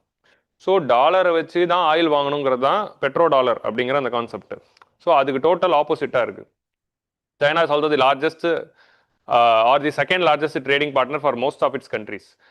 வெனிசுலாக்கு மட்டும் லார்ஜஸ்ட் இல்லை, சவுத் அமெரிக்காவில் இருக்கிற நிறைய நாடுகளுக்கு லார்ஜஸ்ட் ட்ரேடிங் பார்ட்னராக கொஞ்சம் கொஞ்சமாக சைனா வந்துட்டு இருக்கு. ஸோ அப்போ சைனீஸ் இன்ஃப்ளூயன்ஸ் வந்து it is starting to come. இன்னைக்கு வந்து யூஎஸோட காம்படிட்டராக சைனா வந்திருக்கு. ஸோ அப்போ ஆட்டோமேட்டிக்லி இன்னைக்கு மன்ரோ டாக்டரின் வந்து it was directed against no influence of China in the western hemisphere. அதான் இதோட ஐடியா. ஸோ பிஎஸ்ஐஆர் ஆப்ஷனல்ஸ்க்கு தான் மன்ரோ டாக்டரின் ரொம்ப ரொம்ப முக்கியம். ஸோ பிஎஸ்ஐஆர் ஆப்ஷனல் படிக்கிறவங்களாம் மன்ரோ டாக்டரின் படிங்க. நிச்சயமாக இது உங்களுக்கு ஒரு ஆப்ஷனல் கொஸ்டின். ஜிஎஸ் படிக்கிறவங்களுக்கு மன்ரோ டாக்டரின்லேருந்து கொஸ்டின் வராது, மேபி ப்ரிலிம்ஸில் வரலாம், பட் மெயின்ஸில் நமக்கு வராது. நம்ம மெயின்ஸில் நம்மளை பொறுத்த வரைக்கும் ஒரு பாயிண்ட் தான் அதர் ஆப்ஷனல்ஸ்க்கு. ஸோ அதான் வந்து we have to see. China accounts for nearly 80% of the Venezuela's oil purchases. China National Petroleum Corporation is also the largest foreign company with its investment. வெனிசுலாவில் இப்போ இந்த நேஷனலைஸ் பண்ண பிறகு அவங்களோட ஆயிலெல்லாம் மைன் பண்ணுறதுக்கு ஹெல்ப் பண்ணிக்கிட்டு இருக்கிறது சைனா. ஸோ அப்போது இப்படி இவ்வளோ largest oil reserve 17% of the world oil reserves எல்லாம் சைனா கண்ட்ரோலில் போயிடுச்சுன்னா, ஆல்ரெடி சைனா வந்து ரேர் எர்த் மினரல்ஸோட கண்ட்ரோல் எடுத்துக்கிட்டு யூஎஸ்ஏ மிரட்டிக்கிட்டு இருக்கான். ஸோ அப்போ இந்த மாதிரியான டைமில் 17% of the oil reserves of the world வந்து சைனா கண்ட்ரோலில் போய் அந்த ஆயில் எல்லாமே அவன் யுவானில் வாங்க ஆரம்பிச்சா, யுவானுங்கிற கரன்சி வந்து ஸ்ட்ரென்தன் ஆகும். கரெக்டா? அப்போ இந்த ஆயில் ரிசர்வ்ஸை நம்ம அமெரிக்கன் கண்ட்ரோலில் வச்சிருக்கணும் அப்படிங்கிறது தான் யூஎஸோட கோல். ஓகே. ஸோ அப்போது இந்த வெஸ்டர்ன் ஹெமிஸ்பியரில் ஒரு வெனிசுலாவே கண்ட்ரோல் பண்ண முடியலன்னா நீ எப்படி குளோபல் பவர் அப்படிங்கிற கேள்வியும் நமக்கு வருதுல்ல. ஸோ அதான் வந்து பார்க்கணும். இன் 2024 சைனாவோட ஒரு private company Concorde resources corporation signed $1 billion agreement in Venezuela State's oil company to develop oil fields. So Lake Maracaibo is located in Venezuela. Lake Maracaibo regionல இருக்கிற ஆயில் ஃபீல்டில் ரீசெண்டாக சைனாவோட ப்ரைவேட் கம்பெனிஸ்லாம் இன்வெஸ்ட் பண்ண ஆரம்பிச்சிட்டாங்க. ஸோ அப்போது சைனாவும் வெனிசுலாவும் க்ளோஸாக போயிட்டு அங்கே இருக்கிற ஆயில் எல்லாம் வெனிசுலாக்கா சைனாக்கா அப்படின்னு போகுது. அப்போ யூஎஸில் இருக்கிற ஆயில் கம்பெனிஸ் எல்லாம் சொல்கிறாங்க, ஏன்பா அவ்வளோ பெரிய ஆயில் வச்சுருக்கான், நாங்கள் பிஸ்னஸ் பண்ணுறோம், ஆனால் அந்த ஆயில் எல்லாம் சைனாக்கு போகுது, எங்களுக்கு அந்த பிஸ்னஸ் வாங்கி கொடு அப்படின்னு ட்ரம்ப் கிட்ட வந்து சொல்கிறாங்க. So Trump US functions based on the capitalism தான். So based on the lobbying தான். ஸோ ஆட்டோமேட்டிக்லி அந்த லாபிங்கோட இன்ஃப்ளூயன்ஸில் தான் இந்த நடக்குது. ஸோ லேக் மராக்காய்போ பற்றி படிங்க. இப்போ நீங்கள் எதெல்லாம் படிக்கணும் ஜாகிரஃபி ஆங்கிளில், ஒன்று Venezuela and it's bordering countries, அப்புறம் லேக் மராக்காய்போ அப்படிங்கிறத பற்றி படிங்க. நெக்ஸ்ட் மூணாவது ரீசன் வந்து ஆயில் பொட்டன்ஷியல். ஸோ வெனிசுலா ஹேசிங் 17% of the world's known oil reserves and more than 300 billion barrels. 300 billion barrels தான், 4 times the reserves of US. அமெரிக்காவில் இருக்கிற ரெண்டு முக்கியமான ஆயில் கம்பெனி யாருன்னா Exxon Mobil and Gulf Oil. இந்த ரெண்டு கம்பெனியோட டோட்டல் ஷேரோட 4 மடங்கு அதிக ஆயில் ரிசர்வ்ஸ் வெனிசுலாவில் இருக்கு. அப்போ இந்த ரெண்டு கம்பெனிக்காரனும் சும்மா விடுவானா? எக்ஸான் மொபைலும் கல்ஃப் ஆயில் தான் ட்ரம்ப்புக்கு லாபியே பண்ணியிருப்பாங்க. Incidentally if you see to do this Venezuela action. அவங்க ஊரில் லாபிங் லீகல். ஸோ அதனால் ஓப்பனாகவே சொல்லலாம் அவங்க தான் லாபி பண்ணியிருப்பாங்க. அந்த கட்சி அந்த ரெண்டு கம்பெனி தான் ட்ரம்ப்போட எலெக்ஷன் கேம்பெயினுக்கு டொனேஷன் பண்ணியிருப்பாங்க அப்படின்னு நம்ம அங்கே யூஎஸில் ஓப்பனாக சொல்லலாம். ஸோ ஏன்னா அங்கே லாபி வந்து லீகல்.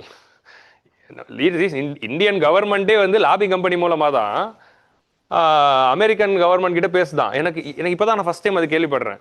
நான் என்ன நினச்சிட்டு இருந்தேன், ministry of external affairs American government கிட்ட இன்ட்ராக்ட் பண்ணணும் அப்படின்னா டேரெக்டாக அது வந்து கவர்மெண்ட் இன்ட்ராக்ஷன் அப்படிங்கிற மாதிரி தான் நம்ம பார்க்குறோம். இன்னைக்கு லாஸ்ட் 1 வீக்காக வந்து வருது. ஆப்ரேஷன் சிந்தூர் நடக்கிறப்போ அமெரிக்கன் பிரசிடென்ட் கிட்ட அப்பாயின்மெண்ட் வாங்குறதுக்கும் ஃபோன் கால் பேசுறதுக்கும் ஒரு லாபி குரூப் மாதிரியா தான் மினிஸ்ட்ரி ஆஃப் எக்ஸ்டர்னல் அஃபேர்ஸ் வந்து பேசியிருக்காங்களாம். மினிஸ்ட்ரி ஆஃப் எக்ஸ்டர்னல் அஃபேர்ஸே அதை ஒத்துக்கிட்டாங்க, இப்படி தான் அமெரிக்காலப்பா அப்படின்னு. இன்னைக்கு அதை பற்றி ஒரு எஃபெக்டிவும் இருக்கு, நீங்கள் அதை எடுத்து பாருங்க. So this is the idea. So 1978 வந்து நேஷனலைசேஷன் பண்ணிடுறாங்க. ஆனால் வந்து நேஷனலைசேஷன் பண்ணாலும் யூஎஸ் அலோவ் பண்ணுறாங்க. இப்போயும் நேஷனலைசேஷன் தான் சைனாவை அலோவ் பண்ணாங்களே அந்த மாதிரி. ஸோ அதுலேருந்து அவங்களுக்கு வர்ற ரெவென்யூ மூலமாக சோஷியலிஸ்ட் ரிஜிம் மக்களுக்காக ஸ்பெண்ட் பண்ணுறாங்க. இப்போ யூஎஸ் வந்து இன்வைட் பண்ணுறதோட ஐடியா என்ன அப்படின்னா, யூஎஸ் இன்வைட் பண்ண பிறகு அந்த வெனிசுலாவில் இருக்கிற ஆயில் ரிஃபைனரிஸ்லாம் டீநேஷனலைஸ் பண்ணி எக்ஸான் மொபைலுக்கு பாதியும் கல்ஃப் ஆயிலுக்கு பாதியும் கொடுக்கறது தான் இதோட ஐடியா. ஸோ அது ட்ரம்ப் ஓப்பனாக சொல்லிட்டாரு, நம்ம அதை வந்து கான்ஸ்பிரசியாக கூட சொல்ல தேவையில்ல. ஸோ அதை தாண்டி வந்து Venezuela is also having minerals. So rare earth minerals. So south அமெரிக்காவில் நிறைய ரேர் எர்த் மினரல்ஸ் இருக்குல்ல, ஆல்ரெடி நம்ம பார்த்தோம் லித்தியம்லாம் அங்கே அதிகமாக இருக்குது அப்படின்னு. ஸோ அப்போ அதுக்கும் ஹெல்ப்ஃபுல்லாக இருக்கும். அண்ட் பவர் செக்டர், எலக்ட்ரிசிட்டி ஜென்ரேஷனும் வந்து எலக்ட்ரிசிட்டி கம்பெனிஸ் ஆஃப் யூஎஸ்ஏவும் வந்து they wanted to invest in Venezuela. So இதெல்லாம் நடக்குது. ஸோ அப்போ ஏன் வந்து நம்ம சின்ன வயசுலேருந்து இது ஒன்று கேட்டிருக்கோம், ஆயில் இருந்தால் அமெரிக்கா வருவான் அப்படிங்கிற இந்த விஷயம். ஏன் அமெரிக்கா ஆயில் மேலே இவ்வளோ அப்சஸ்டாக இருக்கான் அப்படிங்கிற இந்த கதையை தான் இப்போ நம்ம அடுத்து பார்க்க போகிறோம். Pedro dollars. முதல் டாபிக் தான் பெருசு, இன்னைக்கு மிச்சதெல்லாம் சீக்கிரமாக முடிச்சிடலாம். ஸோ 2 வாரம் கழிச்சு வந்திருக்கேன், சரியா? எனக்கு எவ்வளோ ஆசை இருக்கும். ஸோ பெட்ரோ டாலர் அப்படிங்கிற இந்த கான்செப்ட் தான் நம்ம அடுத்து வந்து பார்க்க போகிறோம். பெட்ரோ டாலர்ஸ் நீங்களும் கற்றுக்கோங்க, ஏன் அமெரிக்காவுக்கு ஆயில் மேலே ஆசை அப்படிங்கிறது. ஸோ நம்ம வந்து செகண்ட் வேர்ல்டு வார் வந்து முடிவடைகிறப்போ அப்போ தான் ஆட்டோமொபைலும் பூம் ஆகுது. ஃபர்ஸ்ட் வேர்ல்டு வார் அப்போ ஆட்டோமொபைலோட ஆரம்ப கட்டம் காரு பைக்கு இது ஒரு மோட் ஆஃப் டிரான்ஸ்போர்ட்டாக அதிகமாக நடந்தது 30களில் தான். 1930s 1940s தான் ஆட்டோமொபைல் வந்து ஒரு பெரிய பூமே நடக்குது, கார்ஸ் பைக்ஸில். அப்போ இதெல்லாம் எதில் ஓட போகுதுன்னா இதுக்கு வந்து பெட்ரோல் தேவைப்படுது. அப்போ குளோபல் லெவலில் பெட்ரோலுக்கான டிமாண்ட் ஆரம்பித்ததே 30s தான். அது வரைக்கும் பெட்ரோலே தேவையில்லையே, ஸ்டீம் இன்ஜின்லேயும் தெர்மல் பவர் பிளான்ட் கோல் வச்சு தானே எக்காலமே ரன் ஆகுது. ஸோ அப்போ வந்து பெட்ரோலோட தேவை 30களில் தான் ஆரம்பிக்குது. அப்போ உலகத்தில் எங்கெங்கெல்லாம் ஆயில் இருக்குன்னு பார்க்குறப்போ கல்ஃப் வந்து டன்னு ஆயில் வச்சுக்கிட்டு இருக்கான். ஸோ அப்படி அடித்த ஜாக்பாட் தான் சவுதி அரேபியா. சவுதி அரேபியாவில் ஜாக்பாட் அடித்தோடனே, சவுதி அரேபியாங்கிறது இப்போ சவுதி அரேபியா கிடையாது, ஏகப்பட்ட ஸ்மால் ட்ரைபல் நாடுகள் ரூல் பண்ணிட்டு இருந்த ஒரு ரீஜன். அவங்க எல்லாரையும் ஒன்று சேர்த்து சவுதி அரேபியான்னு ஒரு நாடை உருவாக்கி தன் வசப்படுத்திக்கிறது அமெரிக்கா. சவுதி அரேபியாங்கிற நாடு உருவானதுக்கு ஒரு காரணமே அமெரிக்கா தான். ஏன்னா அது குட்டி குட்டி ஆட்டோமன் எம்பையர் கீழே இருக்கிற ஒரு குட்டி குட்டி ட்ரைபல் பாக்கெட்ஸ் தான். ஸோ அப்போ ஆட்டோமன் எம்பையரோட டிஸ்இன்டிகிரேஷனுக்கு அப்புறம் சவுதி அரேபியாங்கிற நாடு ஒரே நாடாக உருவாகிறதுக்கு காரணம் என்னன்னா அங்கே இருக்கிற ஆயில் ரிசர்வ்ஸ் தான். ஸோ அதோட இன்டகிரேஷனுக்கு US is also playing a role. அப்போது அந்த கண்ட்ரீஸ்லாம் 30s உருவாகுது. 30s Saudi Arabia is having a huge jackpot with this huge oil reserves. So அப்போ அந்த ஆயில் ரிசர்வ்ஸ்லாம் அவங்க கொஞ்சம் கொஞ்சமாக மைன் பண்ண ஆரம்பிக்கிறாங்க. Saudi Arabia is not a developed நாடு, இட்ஸ் வந்து ஒரு தேர்ட் வேர்ல்டு கண்ட்ரி தான், ஓட்டோமன் எம்பையர் கீழே இருக்கிறப்போ. ஸோ அப்போ அவங்களுக்கு வந்து they need global investment in order to mine. நான் வந்து இன்வெஸ்ட் பண்ணுறேன் அப்படின்னு அமெரிக்கா வந்து ஆசைப்பட்டு வந்து இன்வெஸ்ட் பண்ணுறாங்க. ஏன்னா ஃபியூச்சரில் ஆட்டோமொபைல் பூம்லாம் நடக்கிறப்போ பெட்ரோல் தான் ஃபியூச்சர் அப்படின்னு தெரியுது 40s 30s. ஸோ அப்போது இனிமேல் ஃபியூச்சர் வந்து ஆயில் யார் கண்ட்ரோல் பண்ணுறாங்களோ அவங்க தான் வேர்ல்டை கண்ட்ரோல் பண்ண முடியும். இன்றைக்கி என்ன சொல்கிறோம், ரேர் எர்த்தை கண்ட்ரோல் பண்ணுறதா வேர்ல்டை கண்ட்ரோல் பண்ணுவான் அப்படின்னு இன்றைக்கி சொல்கிறோம்ல. அப்போ 30s 40s ஆயில். ஸோ அப்போ ஆயில் எங்கெங்கெல்லாம் இருக்குது மேப் போடுறா அப்படின்னு சொல்லி மேப் போட்டு அவங்களெல்லாம் நம்ம நட்பு நாடாக்கிக்கலாம், நம்ம கண்ட்ரோலில் வச்சுக்கலாம் அப்படின்னு அமெரிக்கா ஆசைப்பட்டு தான் என்டையர் கல்ஃப் நாடும் அமெரிக்காவோட கண்ட்ரோலில் இருக்குது, இன்க்ளூடிங் ஈரான் ஈராக்கு எல்லாருமே. Every one is friend of USA. So அவங்க எல்லாருக்கூடையும் ஃப்ரெண்ட்ஷிப் வைக்கிறாங்க. அண்ட் 45 செகண்ட் வேர்ல்டு வார் முடிஞ்சவொடனே சூப்பர் பவராக மாறிடுறான் அது வரைக்கும் யூரோப் வந்து ஒரு டாமினன்ட் பிளேயராக அந்த யூரோப் ஒன்றுமே இல்லாமல் போகிறப்போ அப்போ automatically USA is becoming a strong player. இப்போ இந்த டைமில் தான் வந்து டாலர்ஸ் வந்து அது வரைக்கும் வந்து கோல்டு எக்ஸ்சேஞ்சில் தான் இருந்துச்சு. நம்ம கரன்சி படிக்கிறப்போ கோல்டு எக்ஸ்சேஞ்ச் ஸ்டாண்டர்ட் அப்படின்னு படிப்போம். கோல்டு கூட தான் பெக் பண்ணி வச்சுருப்பாங்க. அது கோல்டு கூட பெக் பண்ணதுலேருந்து அது ஃபியட் கரன்சியாக மாறினது 70களில் அப்படிங்கிறது நம்ம படிக்கிறோம். கரெக்டா? 70s தான் என்ன பண்ணுறாங்க, கோல்டு கூட செட் பண்ணி வச்சா தட் இஸ் லிமிடேஷன். கோல்டு எவ்வளோ இருக்கோ அவ்வளோதான் பிரிண்ட் பண்ண முடியும். அப்போ அமெரிக்கா கிட்ட தான் லார்ஜஸ்ட் கோல்டு இருந்தது. மார்ஷல் பிளானில் யூரோப்பியன் நாடுகளுக்கு அவங்க உதவி பண்ணும்போது ஆஃப்டர் செகண்ட் வேர்ல்டு வார் உங்ககிட்ட இருக்க கோல்டெல்லாம் என்கிட்ட கொடுத்துட்டு பணம் வாங்கிக்கோங்க அப்படின்னு சொல்லும்போது எல்லா கோல்டையும் அக்யூமுலேட் பண்ணி அத்தனை கோல்டுக்கும் டாலரை பிரிண்ட் பண்ணி டாலரோட சப்ளை வேர்ல்டு வைடாக அதிகப்படுத்துறாங்க. இப்போ கோல்டுங்கிறது எவ்வளோ இருக்கோ அவ்வளோதான் பிரிண்ட் பண்ண முடியும்னா அப்போ ஒரு limited sources limiting your currency printing capacity and your economy. அப்போ ஃபியட் கரன்சிங்கிற கான்செப்ட் வந்து 70களில் வரும்போது 70களில் தான் ஃபியட் கரன்சி ப்ராமினென்ட் ஆகுது. அப்போது இனிமேல் கோல்டு கிடையாது, எவ்வளோ வேணால் பிரிண்ட் பண்ணிக்கலாம் அப்படிங்கிற இந்த ஐடியா வருது. அப்போ எவ்வளோ வேணால் பிரிண்ட் பண்ணிக்கலாம்னா இன்ஃப்ளேஷன் வரும். இப்போ இத்தனை நாளாக கோல்டு இருந்தது. இப்போ அமெரிக்கன் இத்தனை நாளாக கோல்டு இருக்கிறப்போவே லார்ஜஸ்ட் கரன்சி பிரிண்ட் பண்ணி ஆல்ரெடி வேர்ல்டு வைடாக சப்ளை பண்ணுறாங்க. என்டையர் யூரோப்புக்கு கடன் கொடுத்து டாலர்ஸில் கடன் கொடுத்து டாலரோட சப்ளையை யூரோப் ஃபுல்லாக அனுப்பி நீ எல்லாம் டாலர்லேயே ட்ரேட் பண்ணு அப்படிங்கிற சிஸ்டம் கொண்டு வந்து டாலர் மூலமாக தன் கரன்சியை வச்சு தான் எல்லா நாடுகளும் ட்ரேட் பண்ணணும் அப்படின்னு சொல்லி டாலரோட வேல்யூ வந்து அதிகப்படுத்துகிறாங்க. அது மட்டும் இல்லாமல் இப்போ சடனாக இது வந்து ஒரு ஃபியட் கரன்சியாக மாறுது அப்படின்னா அந்த கரன்சியுடைய வேல்யூ வந்து it's not link to gold. So government must come and give the value. அப்போ தான் அது ஃபியட் கரன்சியாக மாறுது. இந்த டைமில் திரும்ப டாலரை இன்னும் அடுத்த கட்ட ஸ்ட்ரென்தன் பண்ணணும் அப்படின்னா நம்ம என்ன பண்ணலாம் அப்படின்னா டாலரை வந்து ஆயில் கூட லிங்க் பண்ண என்ன அப்படிங்கிற அந்த ஐடியா தான் வருது. ஸோ அப்போ என்ன நடக்குது அப்படின்னா யூஎஸும் சவுதி அரேபியாவும் ஒரு டீலிங்குள்ளே போகிறாங்க. நம்ம வீரபாகு பண்ண அந்த டீலிங் தான். Okay, bakery dealing. என்ன டீலிங் நடக்குது அப்படின்னா யூஎஸ்ஏவும் சவுதி அரேபியா என்ன டீலிங். ஸோ அப்போ இவங்கிட்ட நிறைய ஆயில் இருக்கு. இந்த ஆயில்லாம் யார் விலைக்கு வாங்க போறா? யூஎஸ் வந்து விலைக்கு வாங்க போறான், வேணும் அவனுக்கு. ஸோ அப்போ யூஎஸ் என்ன பண்றான், உங்ககிட்ட இருக்கிற ஆயில் எல்லாத்தையுமே நீ வந்து டாலர்ஸ்ல மட்டும்தான் நீ வந்து விற்கணும் அப்படிங்கிற ஒரு சட்டம் போடு அப்படின்னு சொல்றான். ஏன்னா டாலர்ஸ் வந்து இப்போ ஃபியூச்சர் ஆயில்னு தெரிஞ்சிச்சு, அந்த ஆயில் ட்ரேட்லாம் டாலர்ஸில் நடக்கணும் அப்படின்னு வரும்போது வேர்ல்டில் யார் வந்து உங்ககிட்ட ஆயில் வாங்கினாலும் அவங்ககிட்ட நான் ஆயில் விற்கிறப்போ டாலர்ஸில் தான் பணம் வாங்குவேன் அப்படின்னு நீ சட்டம் போடு அப்படின்னு சவுதி கிட்ட சொல்கிறான். உங்கள் ஃப்ரெண்ட்ஸ் நாடு கிட்டேயுமே சொல்லு, நான் ஆயில் விற்றா டாலர்ஸில் தான் விற்பேன் அப்படின்னு சொல்லு. அப்போ சவுதி கேட்குறான், நான் ஏன்பா டாலர்ஸில் விற்கணும், எனக்கு டாலர்ஸ்னால என்ன அட்வான்டேஜ்? டாலர்ஸ் வந்து ஆல்ரெடி ஒரு ரிசர்வ் கரன்சி, ஒரு ஸ்ட்ராங் ரிசர்வ் கரன்சியாக இருக்குது, அது உனக்கு அட்வான்டேஜ்ப்பா. அதை தாண்டி நான் நிறைய அட்வான்டேஜ் உனக்கு சொல்கிறேன் அப்படின்னு சொல்லி ஒரு அட்வான்டேஜாக சொல்கிறான். என்ன சொல்கிறான் அப்படின்னா, நான் உனக்கு டாலர்ஸில் ஆயில் வாங்குவேன், நானே உனக்கு டாலர்ஸ் கொடுத்து தான் ஆயில் வாங்க போகிறேன். So I'll buy the oil. அப்போது உனக்கிட்ட டாலர் ரிசர்வ் வந்து வரும். நீ உலக நாடுகள் யாருக்கு எக்ஸ்போர்ட் பண்ணாலும் ஆயிலை you buy in the dollars. அப்போ சவுதி கிட்ட டாலர் ரிசர்வ் அதிகமாயிட்டே போகும். ஒரு நாட்டுக்குள்ள நிறைய டாலர் இன்ஃப்ளோ ஆச்சுன்னா என்ன ஆகும், அந்த நாட்டில் டாலரோட வேல்யூ, லோக்கல் கரன்சியோட வேல்யூ ஸ்ட்ரென்தன் ஆகும். டாலர் அவுட்ஃப்ளோ ஆச்சுன்னா லோக்கல் கரன்சி வேல்யூ வீக்கன் ஆகுதுன்னா அப்போ நிறைய டாலர் இன்ஃப்ளோ வந்தால் லோக்கல் கரன்சி வேல்யூ ஸ்ட்ரென்தன் ஆகும். இப்போ அதனால தான் கல்ஃப் கரன்சியோட வேல்யூலாம் அவ்வளோ ஹையாக இருக்குது. எதனால் அப்படின்னா ஆயில் எக்ஸ்போர்ட் பண்ணி டாலர் இன்ஃப்ளோ அவ்வளோ வந்ததுனால.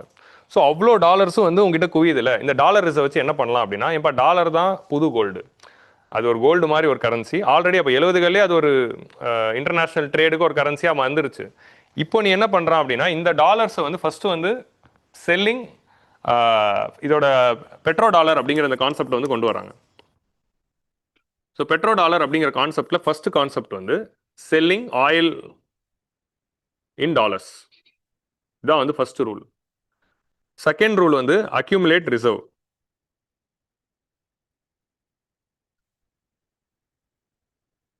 மூணாவது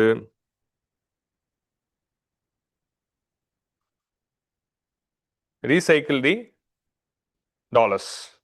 ஸோ இதில் வந்து இங்கே என்ன நடக்குது அப்படின்னா, reinvest these dollars back to America or global assets. முதல்ல இந்த டாலர்ஸ் வச்சு நீ என்ன பண்ணலாம்னா, என்கிட்ட இருந்து நீ துப்பாக்கி வாங்கலாம், உனக்கு அக்கம் பக்கத்தில் ஏதாவது செக்யூரிட்டி த்ரெட் வருதுன்னா உனக்கு நான் வெப்பன்ஸ் விற்கிறேன். அந்த வெப்பன்ஸ் விற்கிறதுக்கு இந்த டாலர்ஸ் வச்சு என்கிட்டே நீ வெப்பன்ஸ் வாங்கிக்கோ.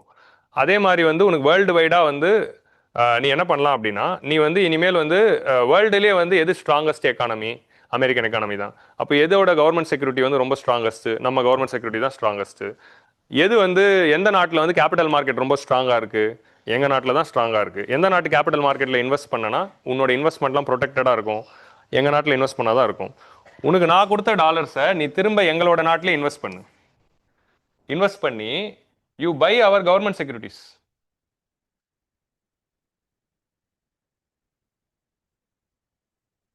ஜிசெக் பாண்ட்ஸ், எங்கள் நாட்டு பாண்ட்ஸ்லையும் எங்கள் நாட்டு கவர்மெண்ட் செக்யூரிட்டிஸ்லையும் இன்வெஸ்ட் பண்ணு. ஸோ என்ன ஆகுதுன்னா, அமெரிக்கா டாலர் கொடுத்து ஆயில் வாங்கிட்டான், டாலரை பிரிண்ட் பண்ணுறான். இப்போ பிரிண்ட் பண்ணால் இன்ஃப்ளேஷன் வரக்கூடாது, ஒரு பர்பஸோட தான் பிரிண்ட் பண்ணணும். இங்கே பர்பஸ் என்ன ஆகுதுன்னா, அந்த பிரிண்ட் பண்ண டாலர் திரும்ப அவன் நாட்டுக்கே வந்துடுது. என்னதுன்னா, டாலர் கொடுக்குறான், ஆயில் வாங்குறான். இப்போ இந்த டாலர் வச்சு அவன் என்ன பண்ணுறான் அப்படின்னா, நீ எங்கள் நாட்டு கவர்மெண்ட் செக்யூரிட்டிஸில் இன்வெஸ்ட் பண்ணு. கவர்மெண்ட் செக்யூரிட்டிஸில் இன்வெஸ்ட் பண்ணி வச்சா அதான ஃபாரின் கரன்சி அசெட். இப்போ நம்ம இந்தியாலாம் பார்த்தீங்கன்னா அமெரிக்கன் ஃபாரின் கவர்மெண்ட் செக்யூரிட்டிலாம் வாங்கி வைக்கிறாங்க. அப்போ கவர்மெண்ட் செக்யூரிட்டி சேஃபஸ்ட் இன்வெஸ்ட் பண்ணால் அமெரிக்கன் கவர்மெண்ட் செக்யூரிட்டி தான் மோஸ்ட் சேஃபஸ்ட். ஸோ நீ அமெரிக்கன் செக்யூரிட்டிஸ் வாங்கி வை, அமெரிக்காவில் இருக்கிற பாண்டை வாங்கி வை. இதெல்லாம் உன்னோட இன்வெஸ்ட்மெண்ட்டை ப்ரொடெக்ட் பண்ணும் இன்ஃப்ளேஷன்லேருந்து. ஃபியட் கரன்சினால உன்னோட கரன்சியோட வேல்யூ வந்து எரோட் ஆகாது இன்ஃப்ளேஷன். அப்போ இந்த இன்வெஸ்ட்மெண்ட்ஸ்லாம் பண்ணி வை. அப்புறம் இதே மாதிரி இந்த டாலர்ஸை வச்சு நீ இன்டர்நேஷ்னல் ட்ரேட் எல்லாம் பண்ணிக்கலாம் அப்படின்னு சொல்கிறாங்க. ஸோ அப்போது ஒரே ஒரு கண்டிஷன் தான், நீ யாருக்கு ஆயில் விற்றாலும் டாலர்ஸை தான் வாங்கணும் அப்படின்னு சொல்கிறது தான் கான்செப்ட் பெட்ரோ டாலர்ஸ். அந்த மாதிரி ஒரு ஓபெக் நாடுகள்கிட்டையும் போயிட்டு நீ ஆயில் விற்றா டாலர்ஸில் வித்துரு அப்படின்னு சொல்லி டாலர்ஸ் மூலமாக தான் ஆயில் வாங்கணும் அப்படிங்கிற ஒரு சிஸ்டம் உருவாக்குறாங்க. இது மூலமாக என்ன ஆகுதுன்னா, டாலர் இன்னும் பயங்கர ஸ்ட்ராங் ஆகுது. So dollar is becoming one of the strongest currency. So dollar strongest கரன்சியாக மாறினது இன்னொரு காரணம் இதுதான். யார் வாங்கணும்னாலும் டாலரில் தான் வாங்கணும். அப்போ இன்றைக்குமே டாலருக்கு டிமாண்ட் இருக்கும். அதை வச்சு வேர்ல்டு எக்கானமியை கண்ட்ரோல் பண்ணலாம் அப்படிங்கிறது அமெரிக்காவோட கிராண்ட் பிளான். அதுக்கு சவுதி அரேபியா வந்து ஸ்டார்டிங் பாயிண்ட். சவுதி அரேபியாவோட கல்ஃப் இன்ஃப்ளூயன்ஸ் வச்சு எல்லா நாடுகளையும் கன்வின்ஸ் பண்ணிட்டாங்க. ஸோ அப்போ this is the entire idea of this petro dollar concept. உங்களுக்கு புரியுதா எப்படி இது ஒர்க் ஆகுதுன்னு? இப்போ என்ன ஆச்சு, இந்த டாலருக்கு ஒரு பர்பஸ் வந்துச்சு. இவன் அன்லிமிட்டடாக பிரிண்ட் பண்ணாலும் அந்த டாலர்ஸ்லாம் இவன் நாட்டுக்கு இன்வெஸ்ட்மெண்ட்டாக வந்துருச்சா. ஸோ அப்போ ஆட்டோமேட்டிக்கலி வந்து they are protecting their currencies value also. So அதுவும் ஃபியூச்சரில் ஒரு நல்ல ரிசர்வ் கரன்சியாகவும் மாறிடுச்சு. எந்த நாட்டில் ட்ரேட் பண்ணாலும் இப்போ டாலர்ஸ் அக்செப்ட் பண்ணிப்பாங்க. ஏன்னா எல்லா நாட்டுக்கும் டாலர்ஸ் வேணும். ஏன் எல்லா நாட்டுக்கும் டாலர்ஸ் வேணும்? ஏன்னா எல்லா நாட்டுக்கும் அமெரிக்கன் கவர்மெண்ட் செக்யூரிட்டி வாங்கணும், இல்லை இன்டர்நேஷ்னல் ட்ரேட் பண்ணணும் அப்படின்னா டாலர்ஸ் வேணும். ஸோ அப்போ வந்து ஆயில் வாங்கணும் அப்படின்னா டாலர்ஸ் வேணும். அப்படிங்கிற இந்த நீட் வரும்போது டாலர்ஸ்க்கான டிமாண்ட் வந்து அதிகமாகிட்டே போகுது. So this is the entire idea of the petro dollar concept. So sell oil in the dollars, accumulate the dollar reserve and recycle the dollars. Recycle the dollars திரும்ப send it back to USA and buy our government security. இது மூலம் அமெரிக்காக்கு இன்னொரு advantage என்னன்னா, டாலருக்கு dollar strengthen ஆச்சு. தான் கவர்மெண்ட்டுக்கு எப்போ கடன் வேணும்னாலும் கடன் வாங்கிட்டே இருக்கலாம், பர்பச்சுவல் லோன் வாங்கிட்டே இருக்கலாம். ஸோ உலகத்திலே அதிகமான டெட்டு இருக்கிற நாடு எதுனா அமெரிக்கா தான். பட் அது அமெரிக்காங்கிறதுனால அவங்க இஷ்டத்துக்கு செக்யூரிட்டியை ரிலீஸ் பண்ணி வாங்கிட்டே இருக்கலாம், இன்வெஸ்ட் பண்ணிக்கிட்டே இருக்கலாம். உலகத்தில் யாரை வேணாலும் போய் இப்போ அட்டாக் பண்ணலாம், எவ்வளோ வேணால் குண்டு ரெடி பண்ணலாம், என்ன வேணால் பண்ணிக்கலாம். ஸோ இதுதான் வந்து இதோடைய entire idea. So petro dollar concept புரிஞ்சிச்சா? அப்போ பெட்ரோ டாலர் அப்படிங்கிற இந்த சிஸ்டம் கண்டினியூ ஆகணும் அப்படின்னா எல்லாரும் டாலர்ஸில் வாங்கணும். இதை தாண்டி நெக்ஸ்ட் என்ன ஒரு நீடு வந்து இங்கே வருதுன்னா, so apart from petro dollars, இப்போது இந்த ரீசெண்ட் டைம்ஸில் இந்த பெட்ரோ டாலர்ஸ்க்கு ஒரு சில த்ரெட்ஸ் வருது. என்னென்ன த்ரெட்ஸ் வருதுன்னா, இப்போ திடீர்னு இப்போ வந்து ஈராக் வந்து பெட்ரோ டாலர்ஸ் கான்செப்ட் ஒத்துக்கிட்டு டாலர்ஸில் வாங்கிட்டு இருந்தான், அமெரிக்காவுக்கு ஆயில் கொடுத்துட்டு இருந்தான். இப்போ என்னதுன்னா, நீ யாருக்கு ஆயில் விற்றாலும் டாலரில் வாங்கினா போதும், எல்லா ஆயிலும் அமெரிக்கா கொடுக்கணும்னு இல்லை. அப்போ அமெரிக்கா வந்து அந்த நாட்டுக்கு வரான் ஆயில் எடுக்க அப்படின்னா எல்லா ஆயிலும் அமெரிக்கா வாங்கி வைக்கல. அந்த டீலிங் என்னன்னா, நீ விற்றா டாலர்ஸில் வைக்கணும் அப்படின்னு. இப்போ Saddam Hussein or Gaddafi or இப்போ மடூரோ இவங்கெல்லாம் என்ன பண்ணுறாங்க அப்படின்னா, நான் ஏன் டாலரில் வைக்கணும், எனக்கு யார்கிட்ட வேணுமோ நான் விற்றுக்கிறேன் அப்படின்னு சொல்லும்போது அவனோட பெட்ரோ டாலர் கான்செப்டுக்கே ஆபத்து வருது. அந்த ஆபத்து தான் சதாம் ஹுசேன் கவர்மெண்ட்டை டாப்பிள் பண்ணுது. அந்த ஆபத்து தான் லிபியாவில் இருக்க கடாஃபியை டாப்பிள் பண்ணுது. அந்த ஆபத்து தான் இன்னைக்கு மடூரோவை டாப்பிள் பண்ணுது. அந்த ஆபத்து தான் இந்தியா மேலே வெறுப்புணர்ச்சியும் உண்டாக்குச்சு. ஏன்னா மோடியும் புட்டின்னு என்ன பண்ணாங்க, ரஷ்யா கிட்ட இருந்து நான் ஆயில் வாங்குறப்போ ருபி ரபுள் மெக்கானிசம்ல வாங்குவேன் அப்படின்னு சொல்றாரு. இப்போ ஏன் இந்தியா மேலே காண்டு? ஏன்னா நான் டாலரில் வாங்காமல் ஆயிலை நான் ரஷ்யா கிட்ட எங்கள் சொந்த கரன்சியில் வாங்கிப்போம் அப்படின்னு சொல்லிட்டாங்க. பட் ஆக்சுவலி என்ன ஆச்சுன்னா, ருபி ரபுள் மெக்கானிசம் ஒர்க் அவுட் ஆகல, இட் வாஸ் அ ஃபெயிலியர். ஏன்னா அமெரிக்காவுக்கு வந்து நான் ருப்பியை வச்சு என்ன பண்ணுறேன் அப்படின்னு கொஞ்சம் நாளில் கேட்டேன். ஏன்னா India is buying lot of oil by giving rupees. அந்த ருபி அக்யூமுலேட் ஆகிட்டே போகுது அமெரிக்கன் சைடில். பட் ரஷ்யா பதிலுக்கு இந்தியா கிட்ட இருந்து ரபுள் ஏதாவது வாங்கினா தான் அது ஈக்குவலைஸ் ஆகும். அது பார்ட்டர் எக்ஸ்சேஞ்ச் மாதிரி. உங்களுக்கு புரியுதா? இந்தியா ருபீஸ் கொடுத்து ரஷ்யா கிட்ட இருந்து ஆயில் வாங்கிட்டே இருக்கு. அப்போ ரஷ்யன் அக்கௌண்ட்ல ருபீஸ் அக்யூமுலேட் ஆகிட்டே இருக்கு. அது எப்போ ஈக்குவலைஸ் ஆகும்னா ரஷ்யாவும் இந்தியா கிட்ட இருந்து ஏதாவது ஒன்று இம்போர்ட் பண்ணாதான். பட் ரஷ்யா இந்தியா கிட்ட இருந்து எதுவும் இம்போர்ட் பண்ணல. அப்போ ரஷ்யாவோட ரபுள் அக்கௌண்ட்ல ஒன்றுமே இல்லை. ஸோ அப்படி இருக்கிறப்போ உன்னோட ருபீஸை வச்சுட்டு நான் என்ன பண்ணுவேன் அப்படின்னு ரஷ்யா கேட்டான். ஸோ அப்போ நீ ருபீஸில் கொடுக்காத, இந்த ருபீஸ் எல்லாம் யுவானா மாற்றி சைனீஸ் கரன்சி எனக்கு கொடுத்துரு அப்படின்னு ரஷ்யா சொல்லிட்டான். ஸோ அப்போ இந்தியா என்ன பண்ணிட்டாங்க, இந்த ருபி ரபுள் மெக்கானிசம் ஸ்பெஷல் வாஸ்ட்ரோ அக்கௌண்ட் பண்ணாங்களே, இதில் என்ன பண்ணிட்டாங்க, இருக்கிற ருபீஸ் எல்லாம் யுவானா மாற்றி ரென்மிம்பியா மாற்றி அதை தான் ரஷ்யா கிட்ட கொடுத்து ஆயில் வாங்கிட்டு இருக்கோம். So indirectly now we are buying Russian oil by using Chinese currency. So petro dollar மாதிரி இன்னைக்கு அடுத்து வர்றவன் யாரு, பெட்ரோ யுவான் வந்தான்.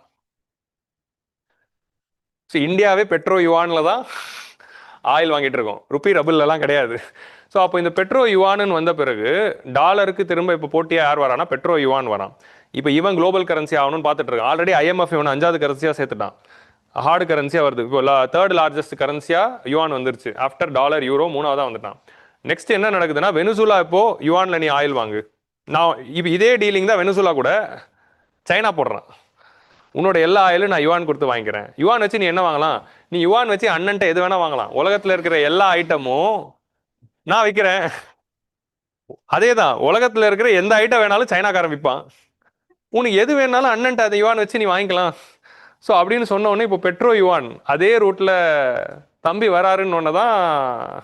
இப்போ வந்து சைனாவை வந்து இப்போ மண்டோ டாக்டரின் வருது, ஏன் சைனாவை வெனிசுலாலேருந்து அனுப்பணும், இப்போ ஏன் வெனிசுலாவில் இருக்க ஆயில் ரிசர்வ் அமெரிக்கா பிடிக்கணும், எக்ஸான் மொபைலுக்கும் கல்ஃப் ஆயில் மாதிரியான பிரைவேட் கம்பெனிஸ்க்கு லாபம் ஈட்டி தரணுங்கிறது ஒரு அப்ஜெக்டிவாக இருந்தாலும், larger objective of USA is to retrieve the petro dollars.